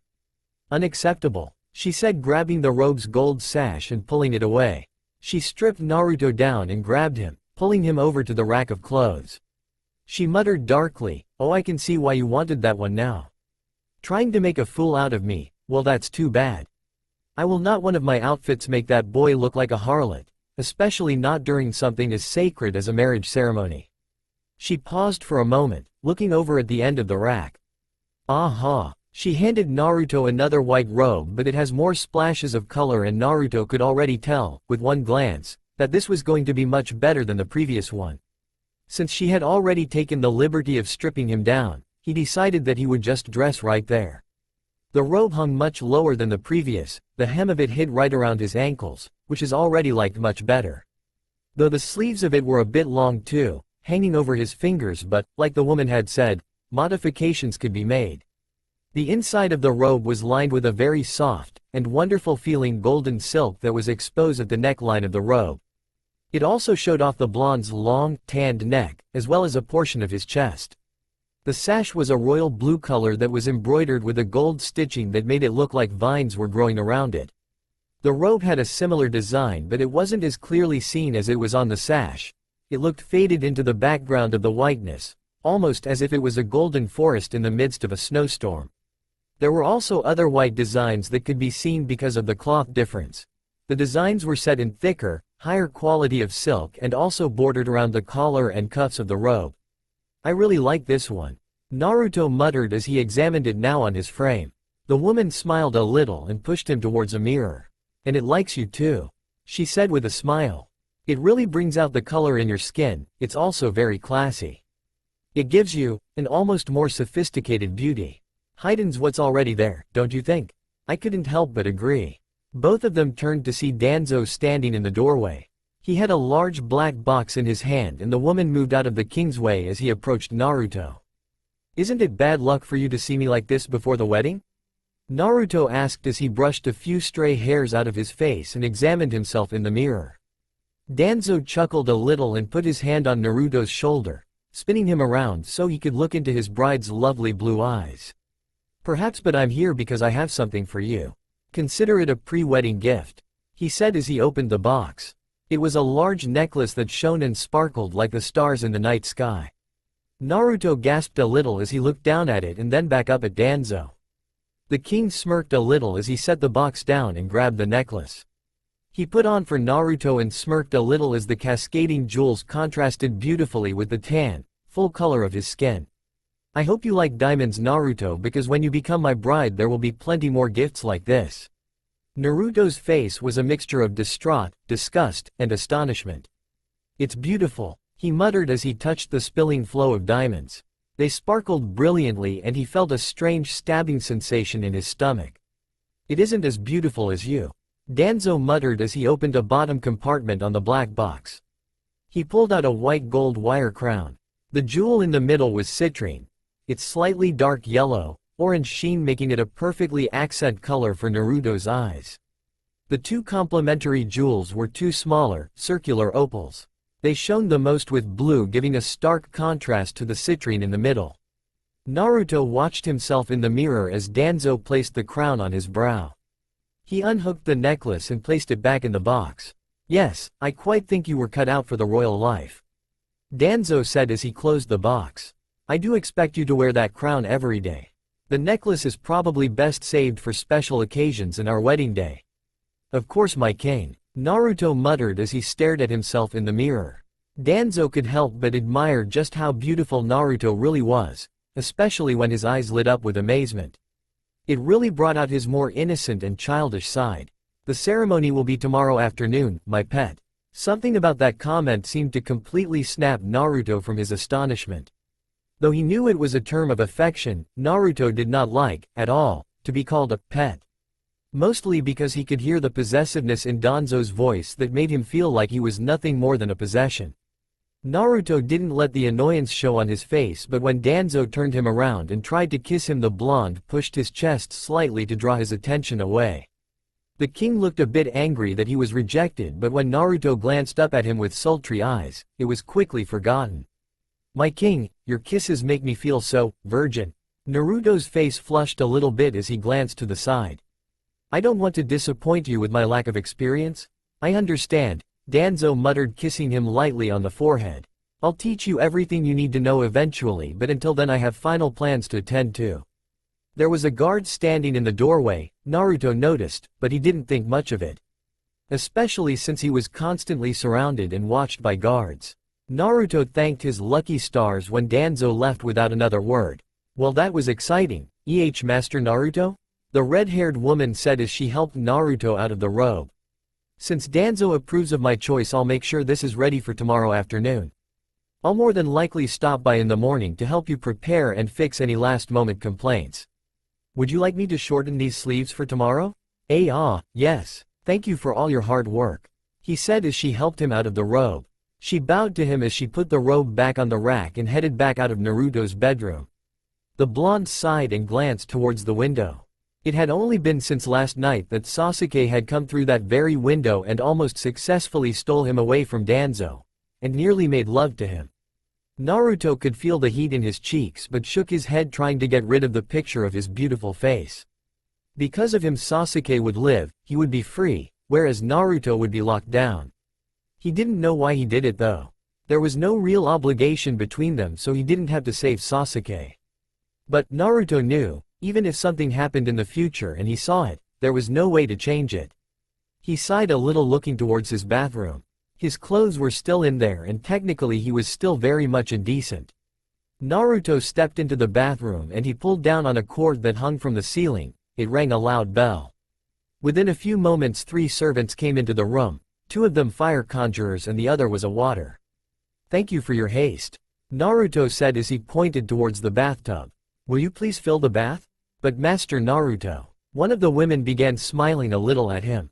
He could tell it was a fake smile since not very many people in this entire castle treated him with much kindness. His servants made up a vast majority of those people. "Tomorrow is your wedding and you'll have to bathe in the morning anyway, so why not wait until then?" "Because this isn't a cleaning bath, this is more for recreation. I want something to help ease my nervousness." All the women looked at each other and ended up smiling. "I understand," one of them said with a slight smile. "But since this is just for recreation, we won't stay in here with you when our obligation is finished. Unless, of course, you wish for us to stay. No, feel free to leave when you're finished here," Naruto said with a small smile. "It will be nice to have a bath and be able to think about things alone for a change." They all nodded and quickly performed their tasks, not saying another word to Naruto as they left. He let out a sigh of relief and slowly lowered himself into the steaming water. A sense of uneasiness filled Naruto as he sank underneath the water. His vision blurred as he stared up at the top water and he saw a shadow standing above the tub. The water, even though it was clear, made it hard to make out what exactly he was seeing. But he tried to focus on the figure standing above the tub. His vision shifted to something else. Sasuke was fighting with Danzo out in the courtyard of the palace. Being a demon, and much younger, Sasuke obviously had the advantage, but there was something hindering him. Naruto saw a black mark on the back of Sasuke's neck and it seemed to be not only slowing him down, but causing him a great deal of pain. The demon faltered in his steps and Danzo smirked, gaining the upper hand. He brought a blade through Sasuke's chest and the demon seemed completely stunned as blood leaked from the corner of his mouth.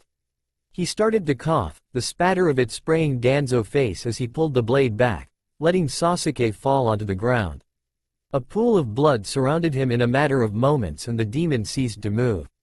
As soon as Naruto got a grip on reality, he sucked in a large breath, only to remember he was underwater. He bolted up from the water and out of the tub, falling to the side by the bathtub and panting harshly as he tried to get a hold on himself. He was coughing and spitting up water, soaking the floor with excess, but he didn't care.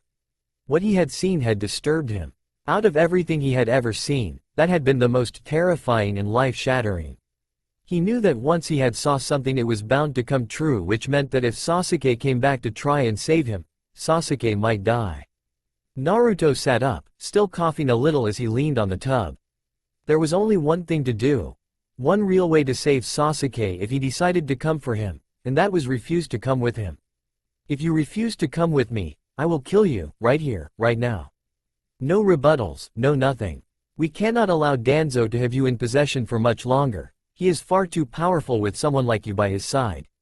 Naruto gulped a little. He could feel the intensity in the Uchiha words and knew if push came to shove, Sasuke would kill him. The blonde pulled his knees to his chest as he sat on the bathroom floor and shook slightly. Frustration was pounding through his veins and making his head swim with anger. He didn't know what to do, he didn't know what to choose. Sasuke's life or his death. His life or Sasuke's death. The blonde clenched his fists as he stood up and looked at himself in the mirror in the bathroom. He tried his hardest to keep himself from shaking as he looked at his reflection. If he allowed Sasuke to die, Danzo would still be too powerful and end up hurting countless others. But his own death would be the end of it. Danzo would not have his power and his forces would crumble. Naruto knew what he had to do, to save the world and Sasuke. He had to die. Elsewhere, Sasuke woke with a groan. He didn't quite remember what had happened until the pain in his head hit him like a ton of bricks. Well, more like a vase. He narrowed his eyes as he stared blankly into the dank light of what he could only label as a prison. Sasuke attempted to move his arms only to find that he was shackled to the floor by long, thick chains. They had been blessed at some point because they were burning his skin every time he moved. He should have known better than to have trusted Danzo. He wasn't even sure why he did. A picture of Naruto surfaced in his mind and he mentally cursed. Danzo hadn't only tricked him but the blonde as well. He had even agreed to marry the king in exchange for his freedom. It was more than obvious that he was going to marry Naruto without fulfilling his side of the bargain. But that wasn't the real problem in Sasuke's mind. The problem was that as soon as the other rebels heard that he had been killed and that Naruto was married to Danzo, they wouldn't give him the option to run away anymore. They would just try to kill him, which would mean worthless bloodshed on both sides until Naruto was dead. For some reason that really boiled Sasuke's blood.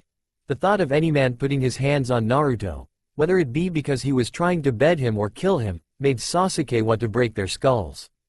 Danzo would be number one on that list. Speak of the devil. Danzo smirked as he entered the cell with the Uchiha inside of it.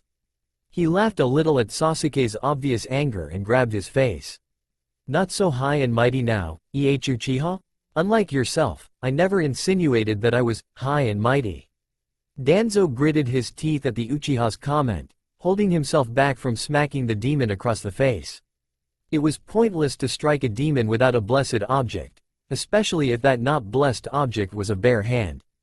Demons were notorious for biting people when they had bare skin exposed. He didn't want this damn Uchiha ripping apart his hand so close to his wedding day with Naruto. Quite the mouth on you, Uchiha, he said as he lifted Sasuke's head up with his cane, making Sasuke look him in the eyes. But no matter, that mouth of yours will be put to better use when you're screaming and filling the hills with the wondrous sounds of your death. It may have been foolish of me to trust you, even for a moment, but do believe me when I say that I will not be gotten rid of so easily. Sasuke said as he looked Danzo straight in the eye.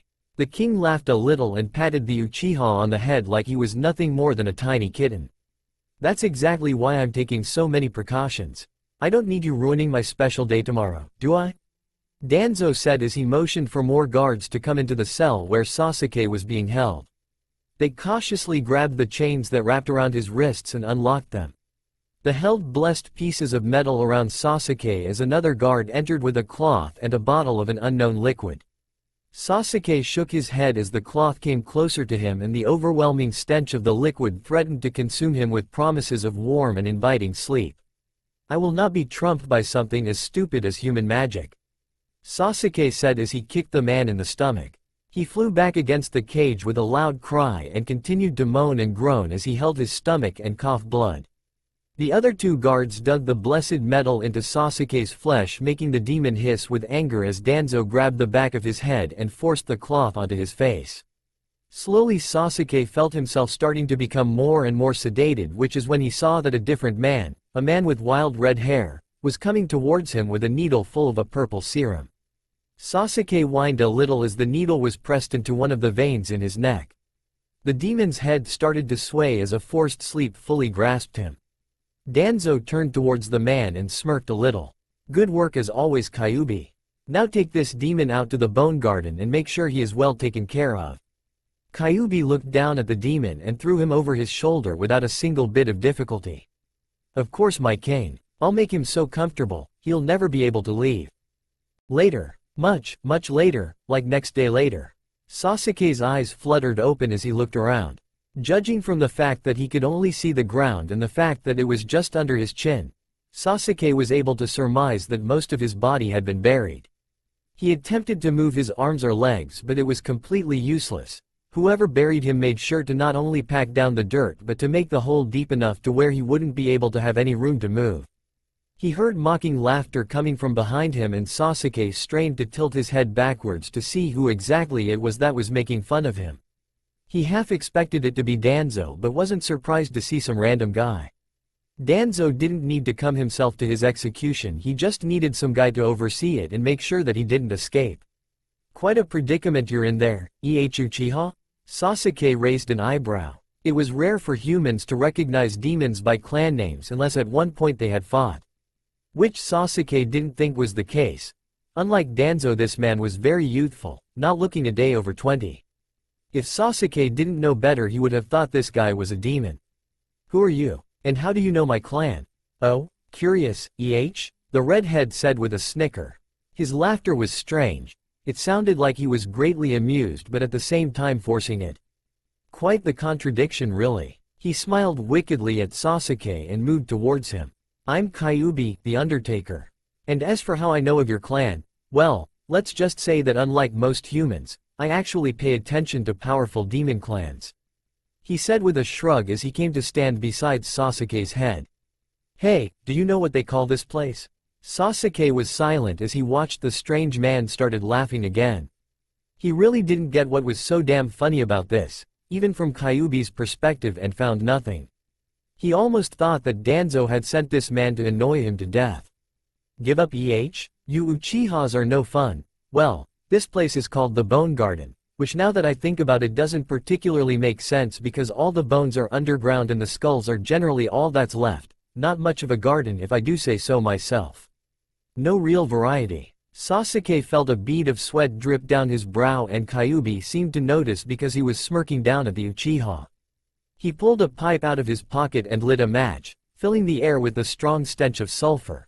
When he finally lit the tobacco, the burning of the plant material filled his nostrils and made him cough a little. It was a heavy, oppressive stench, like nothing he had ever smelled before in his entire life. He's coming now, the redhead said as he returned to his place amongst the rocks. Excuse me? Sasuke said as he felt the earth rumble around him. Ah, the executioner is coming, he said as he looked down at the Uchiha. You see, Danzo decided to put some of the demons to better use. You see. Demons of the Cyclops breed are extremely strong and can be used against other demons such as yourself. Especially if there's someone grabbing onto their eye and guiding their blind rage. The man looked up with a smirk, making Sasuke follow his gaze up to the horizon where a Cyclops with a large axe was coming towards him. A man was riding on his head.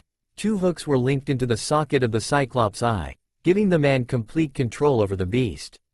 Looks like you're done for, Uchiha?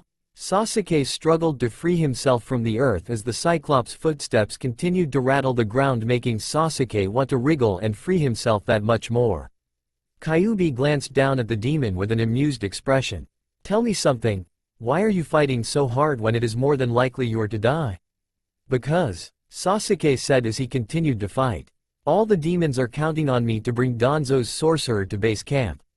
If I fail and die here, the war will only progressively get worse until all the demons will be dead or captured.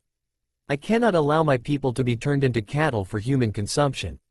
Kyuubi seemed quite satisfied with that answer. But there's another reason, someone has to protect Naruto from Danzo, especially since he tricked him into getting married. Sasuke looked up to see the Cyclops right above him, his loincloth swing in the breeze over his head.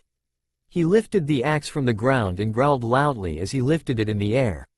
The man riding on its back was smirking wickedly as the Cyclops brought the axe down.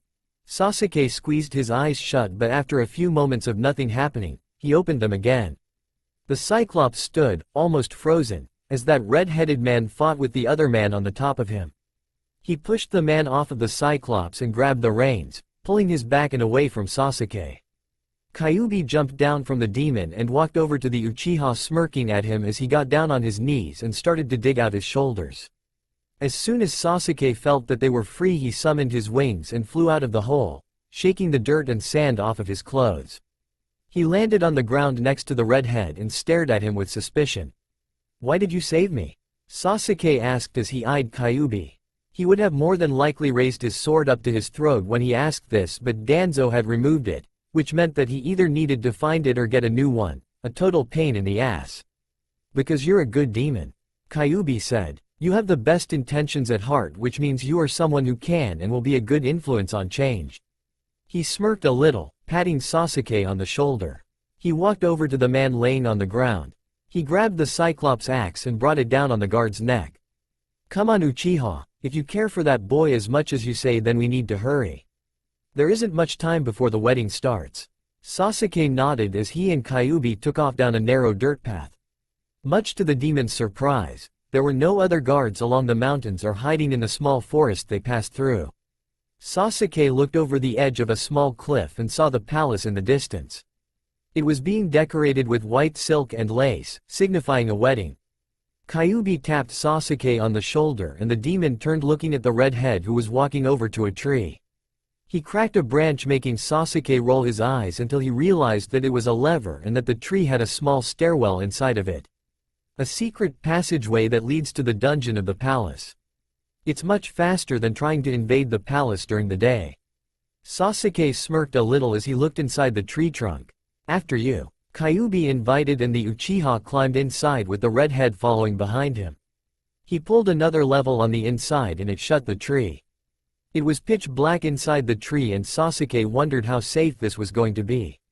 He really didn't need to suffer an unnecessary injury before going and saving Naruto. Kyuubi seemed to pick up on this reservation Sasuke was having because he snapped his fingers and the passageway filled with candle light. Just as Kyuubi said, it took them no time to reach the dungeon. The redhead opened the door that would allow them into the palace and peeked his head through, spotting 2 guards standing by the main door that lead into the upper levels. Sasuke noticed that Kyuubi was actually very well prepared for any kind of combat. He had 3 daggers wrapped around his thighs, something that was well hidden by his long, black overcoat. He pulled out 2 of them and tossed them at the guards. Neither of them had time to react when their skulls were pierced by the shining metal. Kyuubi jumped out of the doorway of the secret passage, signaling to Sasuke to follow after him. The Uchiha stepped out behind him and was about to head for the door when Kyuubi grabbed onto his shoulder. "Not so fast, little Uchiha," Kyuubi said as he grabbed yet another dagger from his leg. He tossed it in Sasuke's direction and the demon blinked a little. There was no way, at this distance, he would be able to dodge. The blade buzzed right past his head, making a clanging sound as it hit another blade. Kyuubi growled a little as he grabbed his fallen dagger and ran into the shadows of the dungeon. Sasuke could hear the striking of metal on metal and the dungeon was filled with the groans and eventual silent pause right after death. Kyuubi re-emerged with his dagger and handed it to Sasuke. "Like I said, not so fast, you never know where hidden enemies are. Why are you killing Danzo's forces?" Sasuke found himself wondering aloud. Kyuubi smirked a little, ruffling the Uchiha's hair. "Now is not the time for questions, don't you think? But that's a question, I suppose you're right," Kyuubi said with a snorting laugh. "But back to business. I'll go and distract Danzo. While I'm doing that, go through that barred window over there and fly up to Naruto's room." He handed the Uchiha a vial of green liquid. "Invisibility," he stated. "Use it well because I could only perfect a form that would last for about 2 minutes. Better than nothing, I suppose," Sasuke muttered as he headed towards the window. He stopped looking up at the bars. Kyuubi made a motion for him to hurry. "How am I supposed to get through the bars? You're a fire element demon, aren't you?" Kyuubi asked with a smirk. "Melt the bars." Sasuke wanted to question how exactly Kyuubi knew that he was a fire element but decided that it would yet another thing for later, if there was a later. Sasuke took a deep breath and put his hand up next to his mouth, making the fire come out in a more concentrated, easily contained blast. The bars turned red and started to bend out of shape. Sasuke quit with the fire and allowed them to cool for a little bit before grabbing onto them and pulling them apart. Sasuke smirked a little and kicked the glass out of the window. Once he was outside of the palace, he drank the vial of green liquid. Naruto sighed a little as his handmaids surrounded him. They had been with him all day, dressing him, bathing him, making him what tradition would consider acceptable for a wedding day. One of the women behind him grabbed the large black box on his table that contained the necklace Danzo had given him. The king had specially requested him to wear it today, their wedding day. Naruto straightened up a little as the necklace was placed on his throat, shining very brilliantly in the morning sun. The necklace was clasped and some of the women started to buzz with jealousy over the beauty of the jewelry. The blonde cared not. It was nothing more than a material item. Real love was not material. It was a rush and surge of emotion that brought out one's flaws, shortcomings, pleasing traits, and a true sense of personality and laid them all out to be examined by the opposite party. All of these diamonds were lies. Danzo didn't really love him. And as long as Naruto lived, he would never love Danzo. One of the handmaids stopped what she was doing as she turned to the doorway where multiple lines of soldiers were running through the halls. They were moving much faster than what was to be expected of a wedding day, but none of them thought much of it. They had probably been ordered to do something by Danzo, so they were trying to comply with as much as possible to avoid that man's wrath. She shrugged a little and turned her attention back to Naruto, who was messing with his necklace and moving it about. She tapped his hand with annoyance and he huffed a little. "Master Naruto, I know you are nervous, but please do not do anything to ruin our hard work," she said as she straightened his crown, which also annoyed the blonde a little. The damn thing was bound to move again, and looking perfect now when the wedding wasn't even started was almost completely pointless. She glanced up to the window, contemplating whether or not to draw the curtains because of how bright out it was today, but when she looked out, she saw a man standing on the window sill. He was smirking at her, which caused a cold chill to spread through her entire form. He stepped closer to the window holding out his hand to the glass. When his skin touched the glass, it started to steam and the glass melted so much that it actually evaporated into nothingness. More than just this, one woman was staring. Even Naruto was speechless as he saw this display of power. As soon as his arm was inside the window, unlocking it, the women all started to scream and head out of the door. Naruto stood alone in the middle of the room, completely stunned. The demon took off his hood, smirking at the blonde in front of him. "Sasuke, what are you doing here?" he said, suppressing the urge to run over to the demon and embrace him. "You should run while you still have the chance. Forget about me." "No, I will not." Naruto's heart rate started to increase dramatically when the full weight of Sasuke's words hit him. Sasuke had come to save him from Danzo. Naruto heard the parade of feet as the guards started to pour from the stairwell into the hallway. The blonde scrambled to the door and shut it quickly, locking it behind him. He sighed a little with relief but became tense again when Sasuke approached him, much like a vicious, lovely predator stalked its prey. "Naruto, it is time, come with me," he said, holding out his hand to the blonde. Naruto felt the heat rush to his face and wanted very much to just grab Sasuke's hand and run off into the morning, but he knew that if he stayed with Sasuke, he would die. Naruto did not want him to die, not in the slightest bit. Naruto smiled a little and then laughed darkly. "I'm sorry to say, Sasuke, that I will not be coming with you. I am to be married, you know." There was a hesitation to Naruto's words. Sasuke noticed. He did not mean them in the slightest bit. He wanted to come with him, but Sasuke wondered what exactly was holding him back. He grabbed the blonde by the back of the neck, making him whine with pain and surprise. Sasuke's grip was so strong that it ruptured the necklace around Naruto's throat. Diamonds rained onto the floor while Sasuke smirked down at the blonde. "Too bad, that necklace was quite fetching on you," Sasuke said with a shrug. "But I suppose now that it's gone, you have less of an obligation to Danzo." The demon summoned his leathery bat wings, making the blonde's breath hitch in his throat. He resisted the urge to run his fingers against them and forced himself to back away from the Uchiha. "Come to me, Naruto, we both know freedom is what you want." The blonde hesitated before laughing a little. "Why would I want to come with you? Danzo's giving me things from my wildest dreams. What can you offer me?" "Protection from Danzo," Sasuke said, starting to get a little pissed off at the blonde in front of him. Not even 2 days ago was the blonde completely ready to drop everything and come with him. He wanted to know what had changed. Perhaps Danzo had used magic on him? Sasuke shook his head a little, grabbing Naruto forcibly and holding him tightly in his arms. The blonde's face was very close to Sasuke's and a flush crept up his features. "Don't worry, Naruto," Sasuke said as the blonde stilled in his arms. "Whatever Danzo's done to you, we can reverse it." Just as Naruto stilled in his arms, the door was kicked open. Danzo rushed into the room, staring with a mixture of wonder and hatred at the Uchiha in front of him. Sasuke was smirking wildly and headed towards the window as fast as he could, making Naruto grab onto him for dear life as he jumped out. "Gah!" Naruto screamed as he clutched Sasuke's cloak as tightly as humanly possible. Danzo ran to the window and looked out, seeing that Sasuke was quickly disappearing into the horizon. "Get all the soldiers with arrows down there," Danzo yelled as the guards and soldiers stood around confusedly. "Don't just stand there. Get Naruto back now." All of them nodded and quickly ran downstairs, practically tripping all over each other in an attempt to get out of the palace and be outside first. Sasuke felt partially deaf because of the idiotic blonde who was clinging to him so tightly, though he didn't really mind too much. He probably scared the hell out of him with that jump, but he should been expecting it. Out of the corner of Sasuke's eye he saw a man waving up at him. His shining red hair was a dead giveaway to his identity. The Uchiha folded his wings a little more as he flew downwards. Naruto started screaming again at the feeling and buried his head into Sasuke's chest. The demon landed easily on the ground next to Kyuubi, who was smirking at him. "Great to see you've made it," he said as he whistled loudly.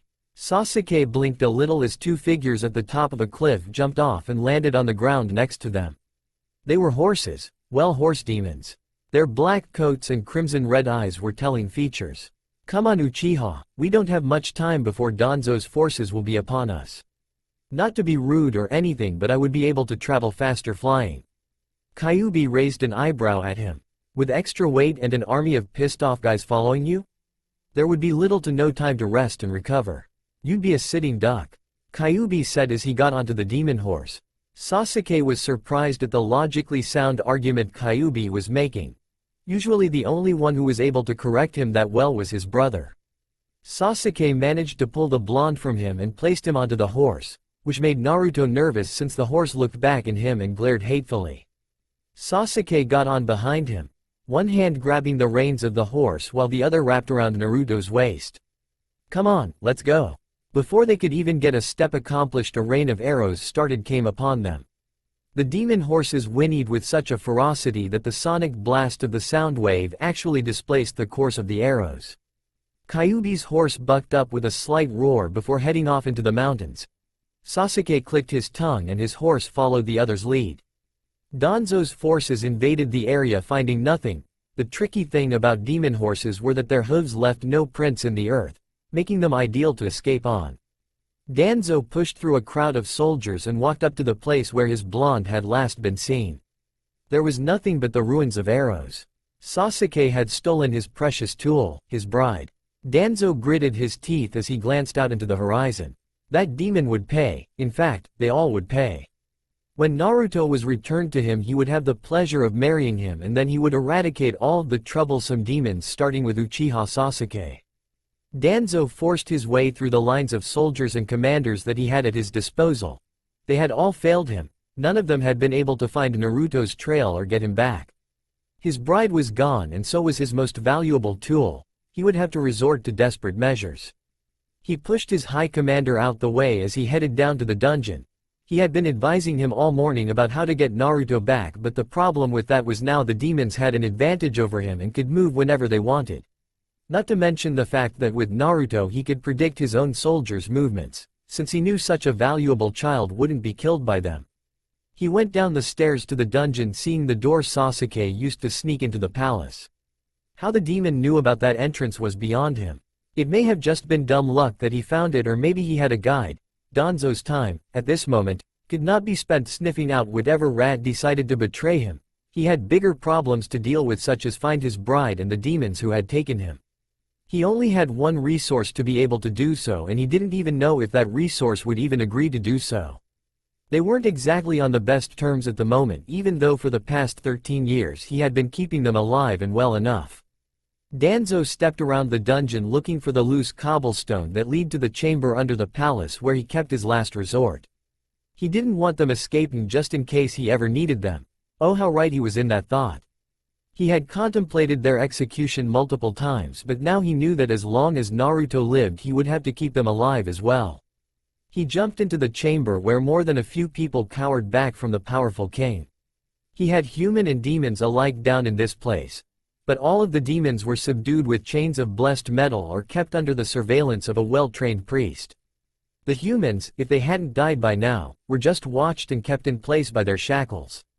But that didn't necessarily mean they didn't get to walk around and exercise their muscles. Some of them would be no use if they couldn't move.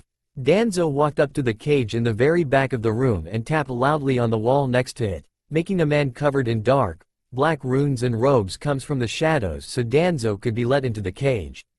Both of the people inside the cell didn't seem to notice the added presence, mostly due to the magic being pumped slowly into the cage keeping them subdued. Though they were both humans, their strength should not be underestimated. He had them kept under such precautions for a reason. The priest, who was standing outside of the cage, breathed in slightly, pulling the miasma surrounding them and swallowing it with a small cough. The two people in the cage were coughing slightly, blinking rapidly as the world around them came into focus. The woman had blindingly bright red hair that even in the darkness one could see it perfectly. Her cloudy blue eyes were starting to become more and more in focus as she coughed up the purple miasma from her system. The man sitting up against the wall next to her closed his shocking blue eyes and opened them again, spitting up a red substance that he seemed to be choking on. The problem with prolonged exposure to miasma was lung damage. Danzo knew he had to think of something else to keep them subdued with, but until then the miasma would have to be it. The blonde man coughed a little bit as he slouched forward, holding a hand over his mouth. He leaned back as Danzo stepped in, and both of them seemed to finally notice that he was there. They both tensed up looking up at the king who was standing right in front of them.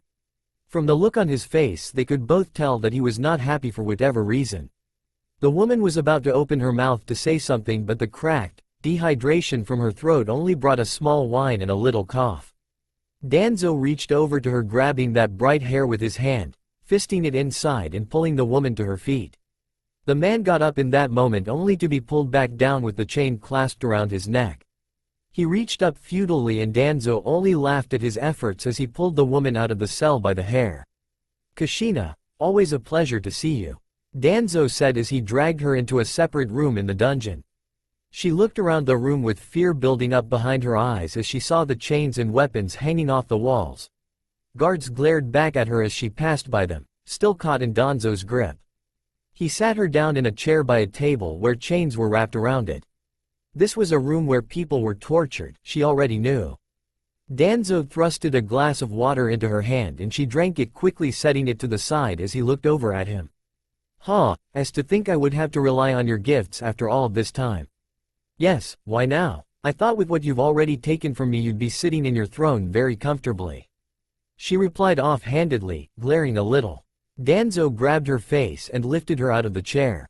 "Do not forget your manners here, little girl. I may need you but I am not above killing you." "Then do it. You don't need me anymore and there is no more point in keeping me and Minato here," she screeched at him. There was a moment of silence between them as Danzo let go of her. She fell to her knees and sobbed into her hands. "You've taken everything away from us, why not just take our lives as well? I bet Naruto doesn't even remember who we are anymore." "Kushina, calm yourself. There is nothing more unappealing than a screeching, upset woman," Danzo said as he stared at her. "The reason why I've decided to use you is because of Naruto. He's been kidnapped." Kushina paused as she looked up at the king. Strangely enough, he had a face that showed his sincerity. He was actually speaking the truth and was concerned about Naruto. "The Rebel Alliance has taken him away." "Good. The rebels will take great care of him, unlike you. Perhaps now they'll have enough power to finally bring you to your rotten knees." Kushina spat out, her heated expression not hiding any of the malice she felt for the man standing in front of her. Danzo ground his teeth a little but said nothing to her. He plainly slapped her across the face and in her weakened condition knocked her back into the wall. She rolled onto her side and slowly got onto her knees, using the wall to give her some leverage as her legs shook underneath her. "Apparently you have no sense left in that head of yours, woman," he said as he walked up to her. She flinched at his presence and tried to shove him away, noting how atrophied her muscles really were. "They will kill Naruto." Kushina stopped with pure shock showing in her features. "They've been trying to assassinate him since he was a boy of only 5 and now they finally have him in his clutches. Do you really think they'd let him live after they've taken down my empire? They think he's the last of the Uzumakis and they will destroy him because of that. I want him to live, don't you? It is not his fault, he has such a wonderful gift and he should not be punished for it. If you help me, Kushina, I promise that I will never harm him. He will always be safe with me. What do you say? What do you need for me to do?" Danzo held back the smirk that wanted very much to form on his lips. Sasuke was walking next to the demon horse who insisted on hissing or attempting to buck Naruto off. So far its attempts hadn't been successful, but Sasuke could see the mounting aggravation in the blonde's eyes. It was obvious he wanted off the horse's back. The demon growled at the horse and it just nuzzled him affectionately before hissing again at the blonde. He had never seen such a temperamental demon. "A small town is coming up," Kyuubi announced, looking back at the two of them. "I don't suppose you'd like to stop off to get a better set of clothes?" Naruto looked down at his current attire. He was still wearing what he had been planning to marry Danzo in. He really didn't want to have to wear it much longer. It reminded him of how close he actually came to marrying that man. "Yes, it would be very much appreciated," Naruto said as he grabbed the white gold wire crown from his forehead and pulled it off. He tossed it to Kyuubi. "Do with that what you will. It would be better if I wasn't wearing it all the time. It may bring up unexpected complications." Kyuubi nodded his head and shoved it under his large overcoat into one of the many pockets Sasuke suspected to be inside. "Too bad really," Sasuke said with a slight smirk as he hopped up on the demon's horse's back. He leaned in closely, his lips only mere centimeters from the blonde's ears. "It really brought out the color of your eyes." Naruto shoved Sasuke away from him, knocking the demon off the horse, which made it buck up, making the blonde slid off and onto the Uchiha. Kyuubi glanced back and shook his head. Kids these days. His horse whinnied in agreement as they continued forward. After that debacle, the three of them managed to get into town quickly, hiding their horses under sand-color blankets so no one would steal them or figure out the identities of their riders. It would be bad if Danzo's men figured out where they were right away. Kyuubi gave Naruto a smaller cloak that was under his jacket so he could cover the marriage robes. They broke off into two groups from there, Kyuubi heading off in some kind of random direction, leaving Sasuke with Naruto to find the blonde some clothes. Not that the demon minded at all. He kept a close watch on the blonde, even going as far as to wrap his arm around his waist, pulling the squirmy creature tightly to his side. They spotted a shop at the back corner of the town, buzzing with the sounds of people, and as soon as the woman saw Naruto, she grabbed him and pulled him into the back room with a large smile. The blonde was reluctant to go at first, struggling under the woman's amazingly strong grip, but eventually gave in. Sasuke sat in a small recreation area, garnering the attention of many a prostitute and regular woman.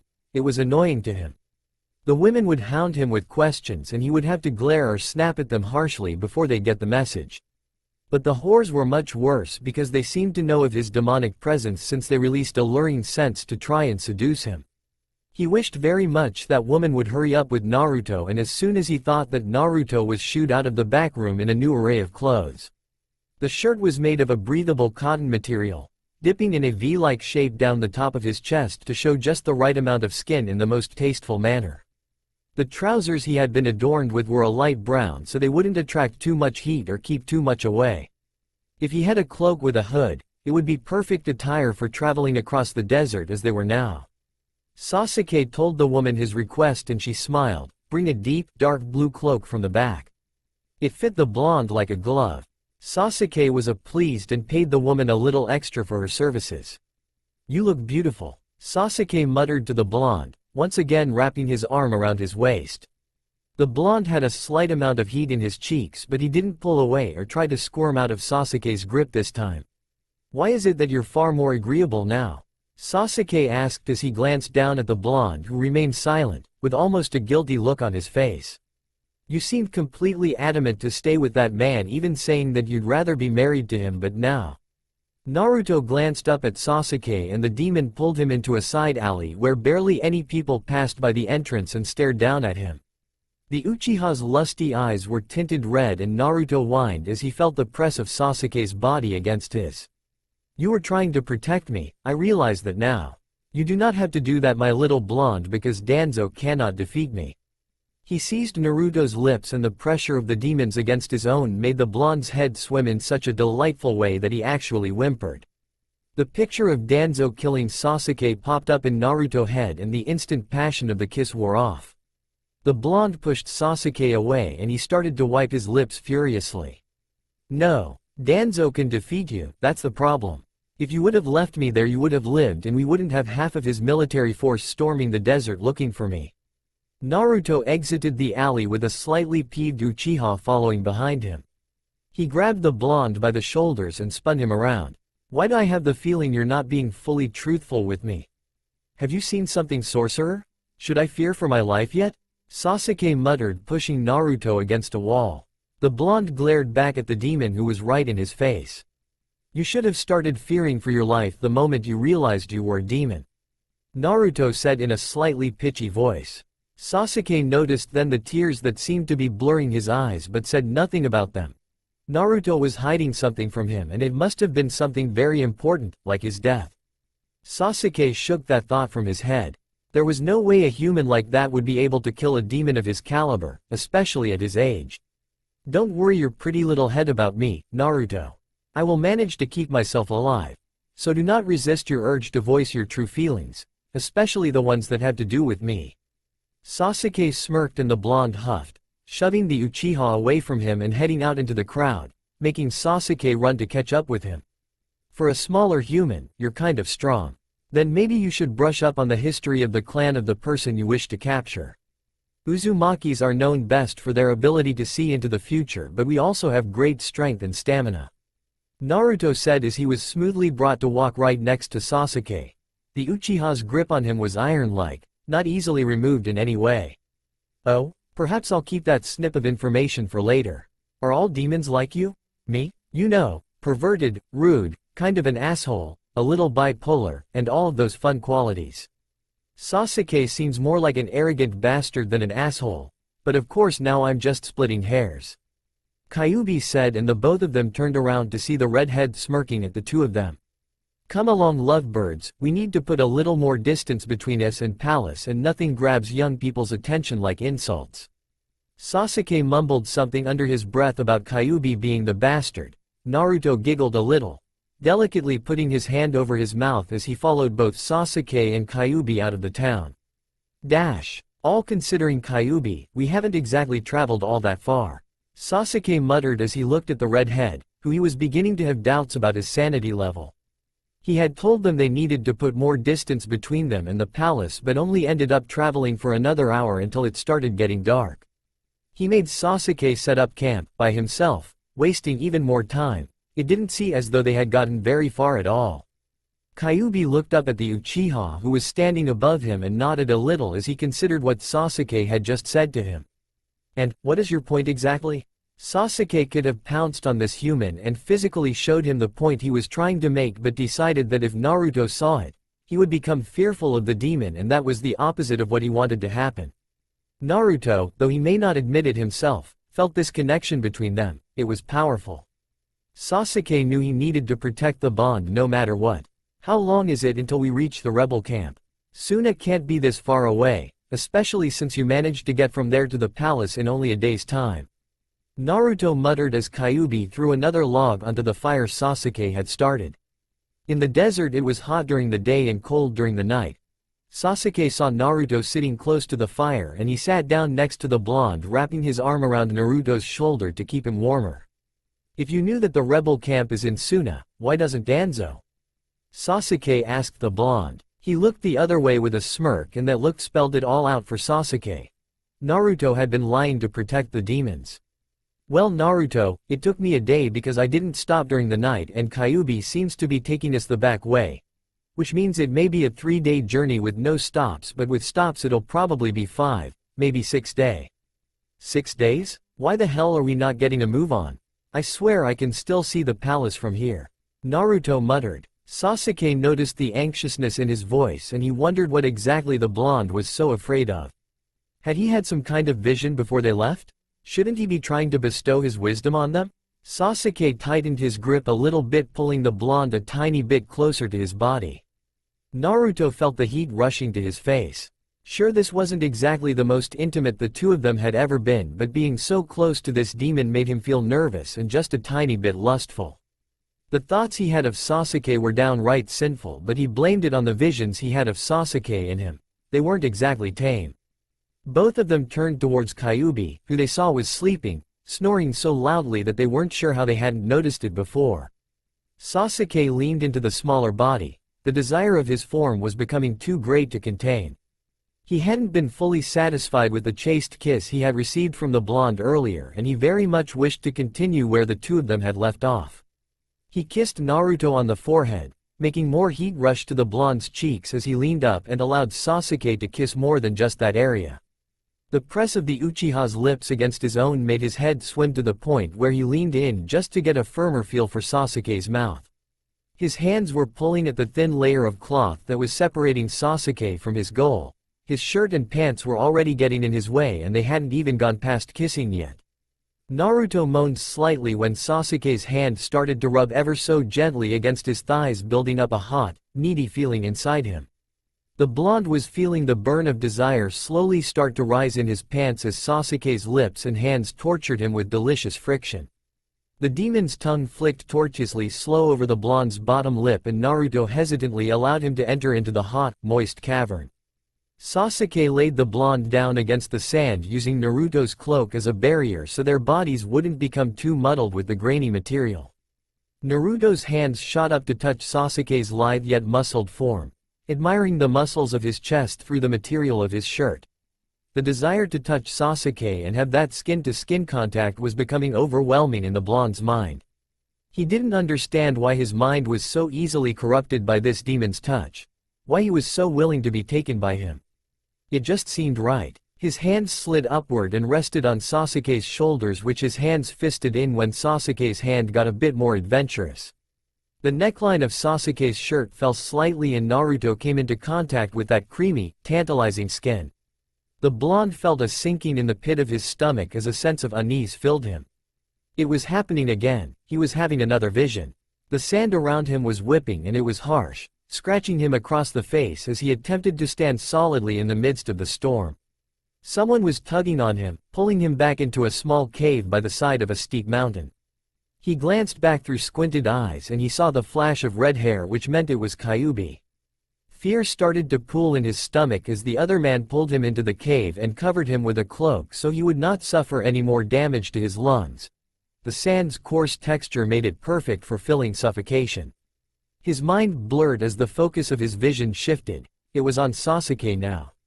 He was flooded with relief to see that the demon was uninjured. He was running through the storm with his hood covering his face, a thin strip of see-through cloth, more than likely something spun from a spider demon's silk, blocking the sand from hitting him and hindering his vision. Screeching was coming from the sky in the distance and Sasuke didn't seem to notice or care about it. The storm was loud from the gusts of winds and it was more than likely a priority to lead Danzo's men away from where he and Kyuubi were hiding. The Uchiha stopped suddenly and Naruto could feel the cockiness of his smirk as he freed his wings and took flight. Danzo's men were clumsy and blinded by the sand so much so that they didn't notice the cliff in front of them. They all fell, practically in a line, off into the abyss below. Sasuke smirked as he rose up above the storm, shaking himself of the sand and finally being able to breathe without a mask. He freed his face from the hood and hawk that had been screeching in the distance was now perched on the shoulder of a man who was aiming an arrow right at the demon. Sasuke took in a deep breath and let loose a stream of demonic black fire, smirking as the arrow being shot was engulfed with the archer in the flames. A piercing white light blew through the fire and before Sasuke could move properly he was cut across the shoulder with the tip of the arrow. The demon let out a scream of pain as he fell from the sky and onto the ground, rolling and seizing his injury in sheer and utter agony. The arrow had been blessed, that was the only way it could have gotten through demon fire, Naruto knew. And there had to have been something on it, a poison of some kind that specifically affected demons. The blonde snapped back into reality, noting that Sasuke had stopped kissing him to look at Naruto's face. He was shaking in the demon's arms and his grip on Sasuke's shirt was almost to the point of ripping. "What did you see?" Kyuubi said as he suddenly woke up. It was like he hadn't been sleeping at all. He worked his way over to the two of them and pushed Sasuke out of the way so he could look Naruto in the eye. The blonde was still shaking but managed to sit himself up, taking a few deep breaths to calm his mind. That must have been the way Danzo got the mark on Sasuke's shoulder and managed to hinder his ability to fight. He figured then that it must not have been poison but some kind of curse. Danzo had some powerful magicians under his power but he didn't think one would be strong enough to actually cast a curse that disrupted a demon's ability to fight to that degree. "It doesn't matter what I see, you will not be able to change or avoid it. Once something is set in the future it cannot be evaded. It becomes a part of someone's destiny. Tell us, we may be able to postpone it for a longer amount of time," Sasuke said as he got in Naruto's face. The blonde's eyes narrowed as he stood up completely, glaring down at Sasuke. "Why is everyone so obsessed with what I have to tell them? Shouldn't life be full of mysteries for a reason? If anything, the future changes to suit a situation because I foretell it." Naruto turned away from the two of them, his entire frame shaking with anger. "People call what I have a gift, but I don't think of it that way. It's a curse on me and my clan. It gives me no hope for my future. One day I will see my own death and will not be able to do anything to stop it. What kind of life will I live then? Forgive me then, I did not mean to imply that you had to share anything with me," Sasuke said as he stood up as well, putting a hand on the blonde's shoulder. Naruto felt a strange pain in his chest and turned back around to look Sasuke in the eye. There was something there, something he seemed to hint at concern. Naruto sighed quietly and looked at the Uchiha. "You're going to be cursed by Danzo." Naruto began closing his eyes so he could pick up every single detail. "Danzo's forces, at some point, will catch up to us. There will be a sandstorm and you'll manage to lead Danzo's forces away from Kyuubi and I. You'll also kill all but one who will receive a cursed arrow from a hawk flying towards the storm. The magic on the arrow will be so powerful that not even your demonic fire will be able to burn it. It will hit you squarely on the shoulder, causing a curse to pump through your body and hinder you. The pain looked severe. That's impossible. Human magic should not be able to hinder demons in that way. Sasuke muttered as he tried to understand what the blonde told him. He knew human magic could hurt him, but it shouldn't have been able to actually curse him. Yes, human magic isn't able to curse demons. Kyuubi began as he tilted his gaze towards Sasuke. But demon magic is whole other entity completely. It's far darker and more powerful than human magic, and that means a demon would be completely able to curse you. The redhead crossed his arms over his chest and sighed a little. Danzo has a demon magician. I've seen the work he's conducted and he is very powerful. If anything, we should start moving now and try to prolong the encounter with Danzo's men as long as possible. Naruto and Sasuke were silent as the man finished. They were both digesting the words and thinking about what could be done, but nothing came to mind. The redhead looked up to the sky as a gust of gently wind blew past them, kicking up small twists of sand as it passed. He sighed a little and turned back towards the two of them. There will be a storm tomorrow. Naruto bit his lip. Fear was starting to consume him. Sasuke was well on his way to that last showdown with Danzo. What do you mean you can't see them? Danzo yelled angrily, throwing Kushina to the floor. She huddled her body up and a guard had to hold Danzo back from causing her any more bodily harm. What do you think I mean? I can only see the future, not the present. And even the snips of future I saw will not be of any service to you. The only thing I gathered was they're traveling in the desert and will reach the demon's camp in the evening in the middle of next week. She steadied herself by sitting up, placing her back against the wall as Danzo calmed himself. The desert, you say? He turned towards one of his high commanders. They're heading to Suna. Get all the troops you can to head that way and take the long way around, because if it is taking them that long to get there, they're taking that way. Danzo paused for a moment before he got right in the face of his commanding officer. I want to see both Kyuubi and Sasuke one last time before both of their heads are displayed on pikes outside my palace. And you better bring Naruto back unharmed or your head will join that traitor and the demons, do you understand? Yes, my king, completely. Danzo nodded as the man left and he looked back at Kushina one last time before exiting the room. He knew that the priest in charge of her would put her back in the cell now that he was done. He needed a way to get back at Sasuke just because he was demon, and a powerful one at that. He knew that he needed to consult the one person who would have the most effective impact on him and hinder his abilities the most. Danzo needed to speak with his demon magician. The air was as stiff as if its muscles were feeling the full effects of rigor mortis. Unable to move, stuck. There was no sense of circulation because the air seemed to hang stagnantly around Danzo's head. He could taste the death and stiffing sense of hopelessness. It was common to feel the pains and suffrage when he entered this area. He could also feel the prickling of magic. It was a dark source, poisonous almost. It seemed as though a layer of black film hung over any source light and even managed to tether to the soul, dragging it into a sense of dread. Demons themselves never gave off such an aura. Only powerful magic like this magician performed could fit this soul-grabbing distortion. Danzo would be lying if he said he hadn't contemplated killing this particular demon more than a few times. Something always held him back, of course. He had proved to be far too useful in situations where it called for his expertise. But it was also a risk in letting him live. He could turn on Danzo at any second. He would put up a hell of a fight too. Demons who could use magic were probably the most deadly creatures that hid in the shadows of the world. However, this was one of those occasions where Danzo had to suck up his pride and ask for a quick fix, a cure for whatever cancerous circumstance that dared to come crawling into his life. Danzo needed him, he needed his power. The only thing that could be a measure of greatness in the world was power. Danzo would go to very desperate lengths to become all-powerful.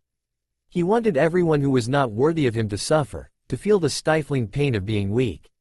He especially wanted the Uchiha to feel that. He wanted the demon broken, ripped apart at the seams. When he was finished, all he wanted to see was a cold, lifeless corpse of a demon.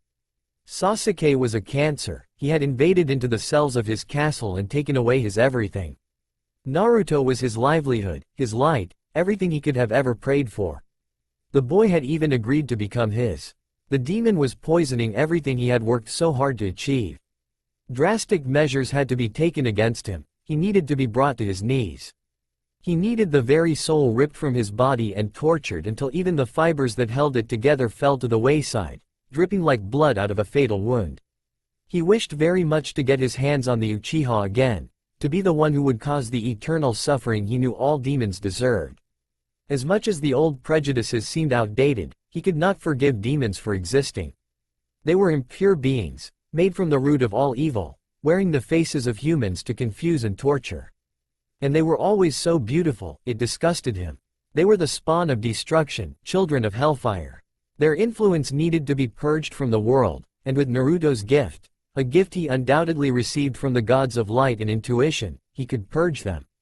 He wanted to free the world of the demonic darkness that had, at one point, threatened to swallow it whole. Light had the ability to burn a hole through the darkness, and one day the darkness would become so weak that it could not fight off the inevitable any longer. Until that day, Danzo knew, he would have to rely on demons to do some of the grunt work. This demonic magician was no exception. When the king knew he would no longer have to need his powers, he would be exterminated like the vermin he was. To progress it meant working with the enemy. Learn their flaws, their weaknesses, then when they were down, exploit them. Danzo knew this all too well. It was how he progressed to the title of king. He grabbed onto the handle of the door, feeling the pressure of the air around him starting to weigh down on him. The magic in the room had been concentrated for so long that it came rushing out all at once.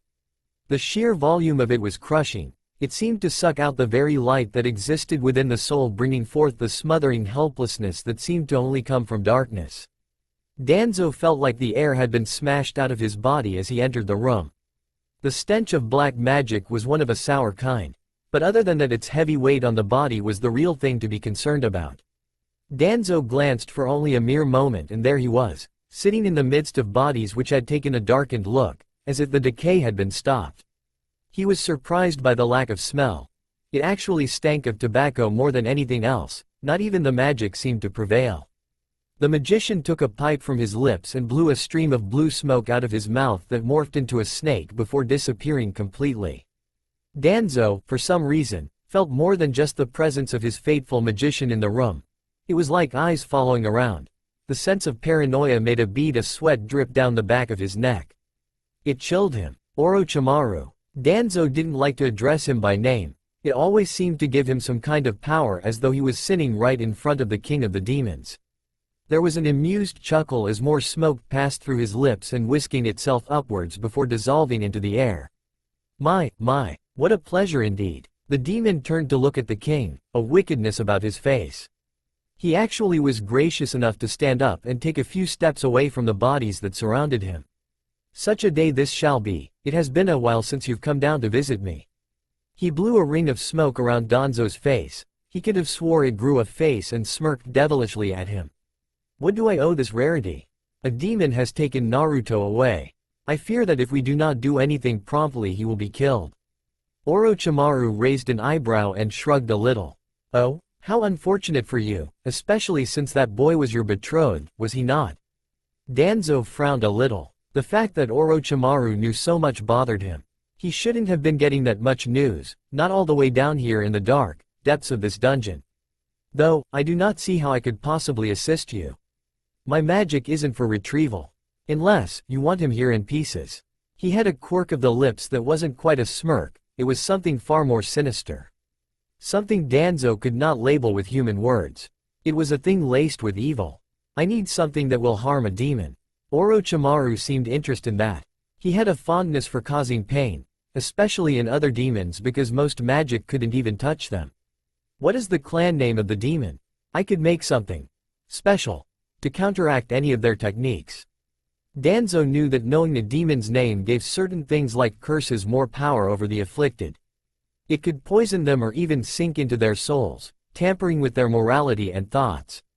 He wouldn't mind having Sasuke killing himself in a fit of delusions. Of course, he could accidentally kill Naruto in a rage. Uchiha is the clan, the name they bestowed upon him is Sasuke. Orochimaru seemed to perk up at the clan name. Danzo wondered how much he knew about the Uchiha clan because he seemed mildly interested, unlike other tasks where he almost brushed them off completely. But nothing to powerful Orochimaru. I want the demon to live, so I may do him in. I understand. There was a hint of amusement in his tone and was pulled a little further with dull cackling from the snake-like demon. Actually, I have something now you can use against the Uchiha. He won't be brought down much mentally, but his physical body is practically going to be ruined. Orochimaru stepped over the mass of bodies and got down on his hands and knees, tapping on one of the stones on the floor in a certain pattern. I assume you want something that will affect him right away. The quicker, the better.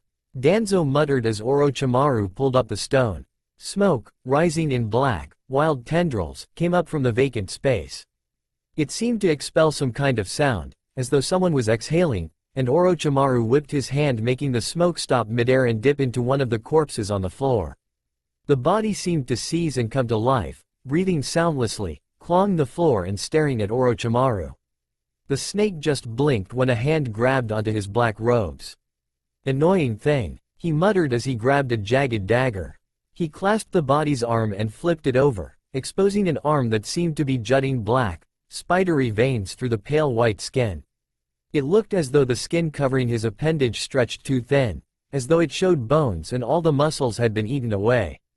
Orochimaru took the dagger and cut a curved line down his veins. Black, poisoned-looking blood started to drip down the wound. It was thick, as though it had coagulated in the veins before coming out. If this person was alive, whatever Orochimaru had done to them was slowly clotting all their blood and causing massive internal damage. The blood dripped like black syrup out of a red line. It was a strange sight. Orochimaru caught it in his hand, and when it landed on his pale palm it reacted to his skin by forming into a sphere of black liquid. He stood up and walked over to Danzo. Here, a single drop will be enough to curse the Uchiha brat. You can poison arrows or daggers with it. Be forewarned, however, too much of that curse will kill him. If he survives, well, I can control the curse. He will be much pain. I want that power. How can I control this curse? Danzo said quickly. Orochimaru laughed at that thought. Oh, you wish to have that pleasure? Well, if you were a demon and a magician, then you could control it to your heart's desire. Unfortunately, you are neither. All of his pain will be mine. Orochimaru said with a slight hiss of pleasure at the end of his words. Too bad, he added with a shrug. Danzo's eyes heated with anger, but he said nothing. However, I can assure you that I will make his existence a very painful, miserable one. Danzo seemed contented by that and looked down at the ball of twisting blackness in his hand. I know you'll stand by that guarantee no matter the circumstances, so I will leave the misery of the Uchiha brat in your capable hands. Orochimaru smirked a little at that statement and nodded his head. He would make the demon suffer. He knew how to make anything and everyone suffer, whether it be from a curse or just with a single blade. This snake was not something to hide in the grass idly. He was a serpent who wished to expel the venom from his fangs. To our heroes. After Naruto's vision, the three of them packed up their camp and decided to move farther into the desert, somewhere they could hide from Danzo's men. Without Naruto on Danzo's side to help pinpoint their location, an ambush would be vital to gain the upper hand. Of course, they had no idea when the army would come. It could be tomorrow, or the day after. Hell, it could be a week from now. That's the thing Kyuubi and Sasuke found so vexing about Naruto's visions. There were no time frames to go off of. They would be chased into a sandstorm was the only real lead, which was a dead end. The desert had sandstorms all the time. There was no telling when Danzo would finally find them. They found a cave on the upper part of a mountainside. Sasuke had already cleared it of other demons or dangerous animals, and they decided to stop and make another camp here. When the sun arose, they would head off again. Traveling was the best way to keep themselves safe, and they would be doing a lot of it on their way to Suna. They would shave at least 2 days off their time if they continued to travel this rapidly. It wasn't Kyuubi's style. He liked a relaxed pace, but they couldn't afford to waste time roaming around. Technically, they couldn't even afford it in the beginning, but he just wanted to annoy the little demon a bit. It was quite amusing, but now life and death hung in the balance, and he wasn't about to allow Sasuke to die on his watch. He was the one who got him fully involved in Naruto's capture and helped them escape, so that means he had a responsibility to keep him safe. Naruto sat down, his back against one of the cave walls, and sighed. He wasn't used to his kind of heavy activity. He had been pampered and spoiled his entire life, not by choice, but it annoyed him that he got tired before anyone else would. Sasuke actually had to carry him on his back for part of the journey because they had been traveling so much that even the horses tired. He wondered why Sasuke hadn't just flown ahead, but he assumed that he didn't want to leave Kyuubi wandering in the middle of the desert to be captured. Plus a huge winged creature would give away their position. Naruto glanced around, taking in his surroundings. The cave was vast, tall height-wise, and wide. It also seemed to span deeply since there were areas where the light of the fire Sasuke had started didn't illuminate. It was dark even with the fire. There was something about it that scared Naruto, as though Danzo would come popping out of the blackness and take him away. He knew Sasuke would fight to the death before that happened, but even then he didn't feel very safe. Nor did he really know what he could make the situation. There was a part of him that still wanted to save Sasuke, to return to Danzo so the demon would be spared. Of course, now that option seemed out of the question. Danzo would be more than furious with the demon even if Naruto returned. And then he would have to marry the man for nothing. The thought made him shiver. He knew why he promised to marry Danzo at the time, but now he didn't know why he believed Danzo would allow Sasuke to live. It was naive, it was foolish, he had been deluding himself. He had been lucky Sasuke managed his escape feat. Naruto leaned back against the cave wall, his head placed gently on the cool rock of the cave wall. It had been blisteringly hot all day and this wall seemed to provide relief. Sasuke settled down next to the blonde who had closed his eyes. He could tell by the breathing that he wasn't sleeping though. Naruto opened those deep blue pools and looked over at the demon with a tired look. He felt a brief fluttering in his heart, like a small bird flapping its wings against the sky, which resembled the color of the blonde's eyes. He felt that was one of the stupidest things he had ever thought. He knew that love made the mind go to mush and all those other fun little things, but he was wondered what this feeling was between him and Naruto. It wasn't uncommon at all for demons to take humans' mate. It strengthened bloodlines and diluted undesirable traits. But that was a means of survival. This seemed far more real. Mutual lusts were also common. If Sasuke had been stuck with a man that looked like Danzo for most of his life, he would jump on any good-looking person who glanced in his direction. But that wasn't what Naruto seemed to want. If he had desired Sasuke's body, then he would have already tasted it. So was it love? Was it gratitude? Was it just lust? What were the emotions that he knew they both shared? Kyuubi sat on the other side of the fire looking at the two of them. He couldn't help but think they looked cute together. Opposite looks yet felt a similar attraction between them. He smirked a little. He could tell that both were falling for each other. Their chemistry was strong, whether Naruto wanted to admit it or not. The boy had a fire burning inside of him for the demon, and the demon had more than just a fire burning in his pants for the boy. It was relatively amusing to watch them struggle with these profoundly heavy feelings, but no one can give small nudges in the right direction with these kinds of things. He sighed contentedly. He hoped this worked out well for them. Come gather round, children. I have a yarn to be weaving for ya. Sasuke and Naruto both stared at each other for a moment before sliding up a little closer to the fire. Both had a feeling that if they did not comply with Kyuubi's wishes, he wouldn't begin to weave his yarn. I know we're all a little stressed out, and this story is probably going to add to it, but it needs to be told, for your sake, Sasuke. He paused for a moment looking at Sasuke's face, trying to read it, but that stoic mask made it difficult to know what he was actually feeling. He wondered if it was fear, or some kind of simple madness. This is the tale of Orochimaru, Danzo's personal demon magician.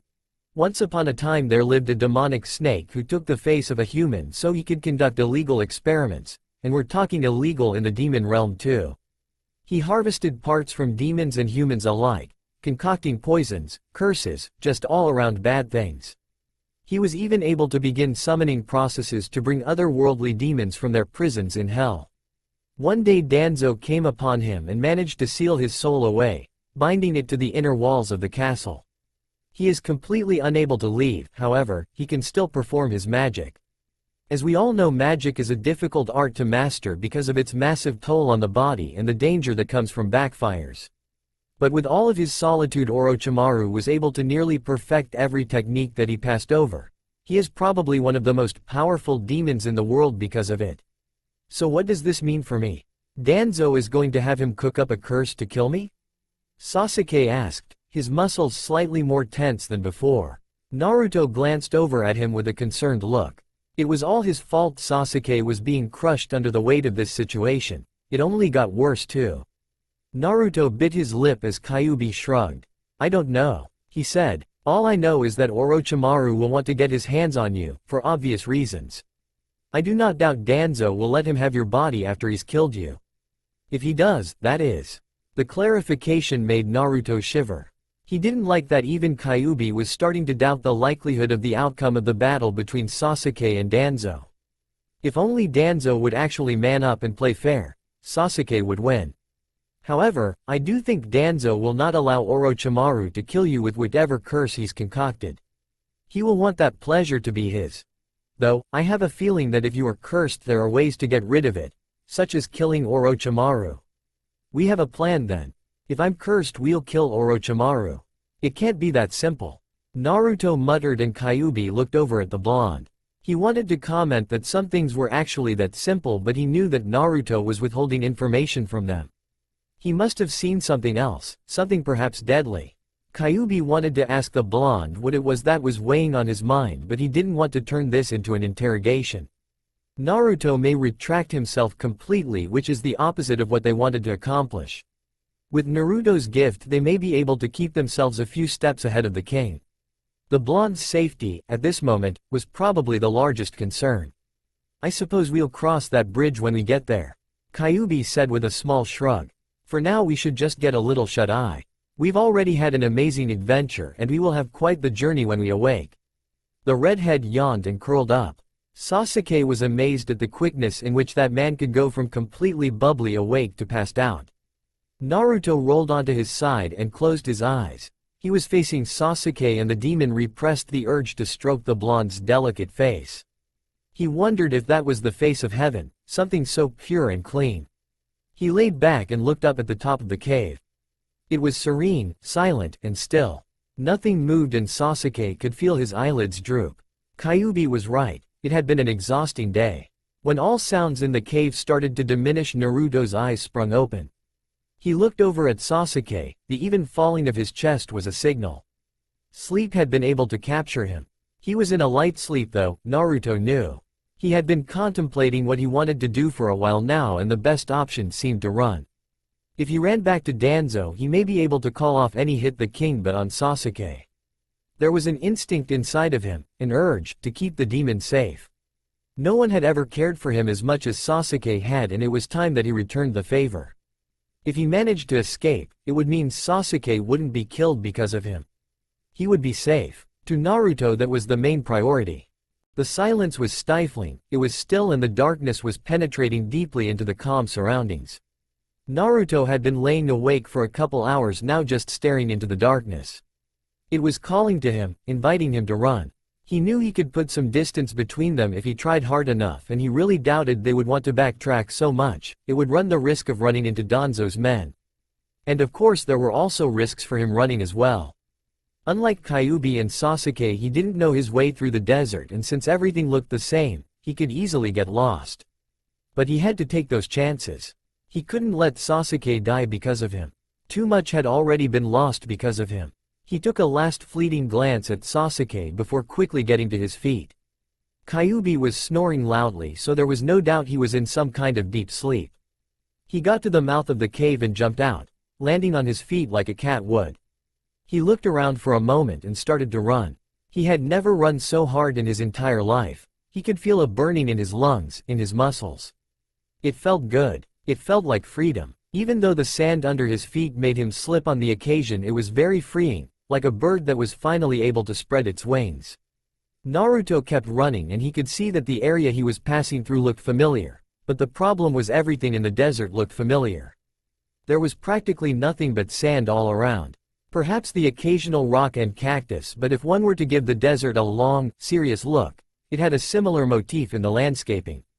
It was as though the gods had done all their best with other parts of the world and then given up on the desert, perhaps making it an afterthought. The winds were starting to pick up around Naruto and he could feel the sharpness of the sand crystals whipping him in the face. He pulled the hood over his face and it kept him from getting completely bombarded by sand. It was becoming more difficult to run because of the thrashing wind, it was slowing him down.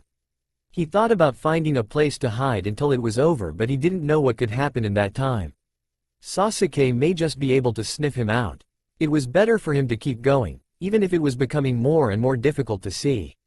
Naruto. The blonde instantly whipped his head back when he heard that.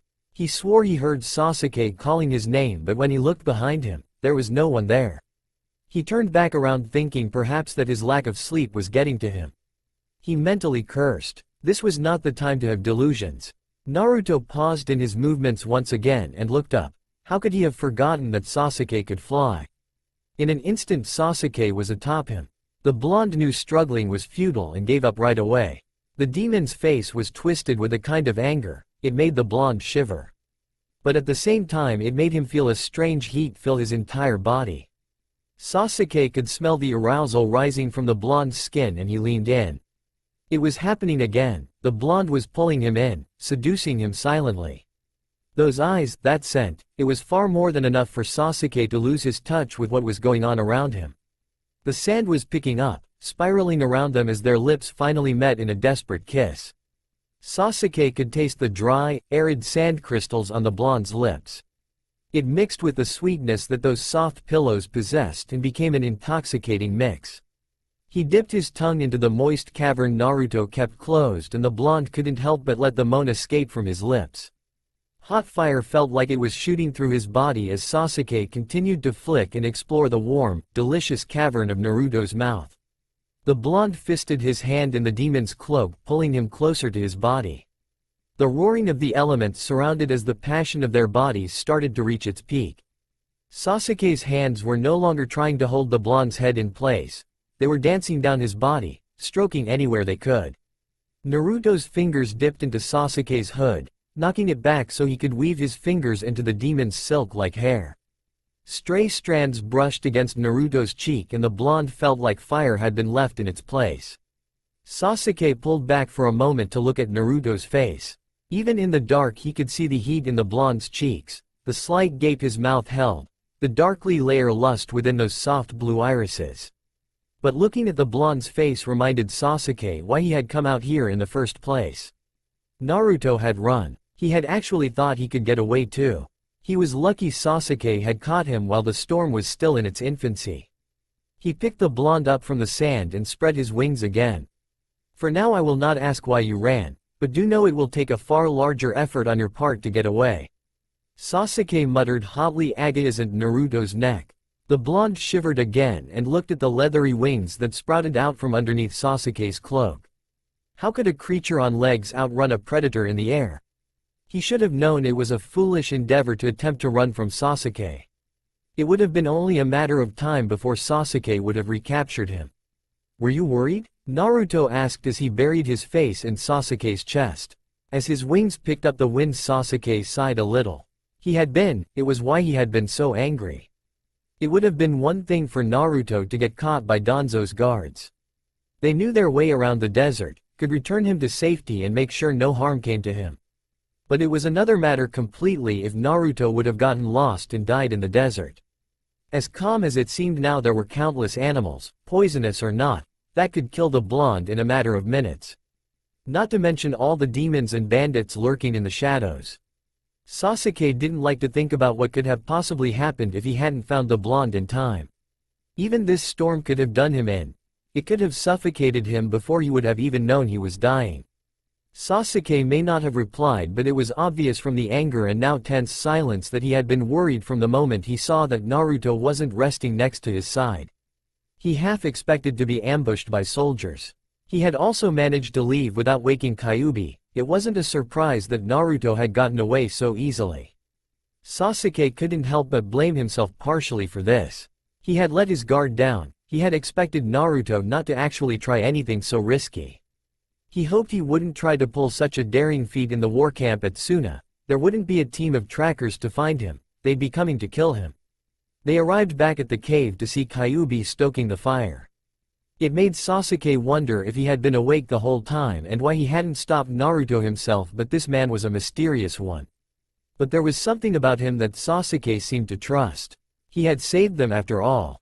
And he didn't have to tag along with them. Sasuke could easily deliver Naruto to the camp on his own. He still had 5 days to do so. That's when a thought struck Sasuke. He had nearly forgotten about the time restraint Gaara had put on him.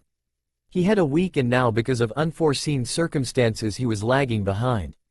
If Gaara wasn't exactly a lax person, he would be angry if they were late because he would be worrying the entire time. Sasuke bit his lip a little. Kyuubi. When the storm subsides we need to get going. The redhead looked out of the mouth of the cave. There was a scent on the wind, something wicked coming towards their direction. He glanced back at Sasuke and nodded.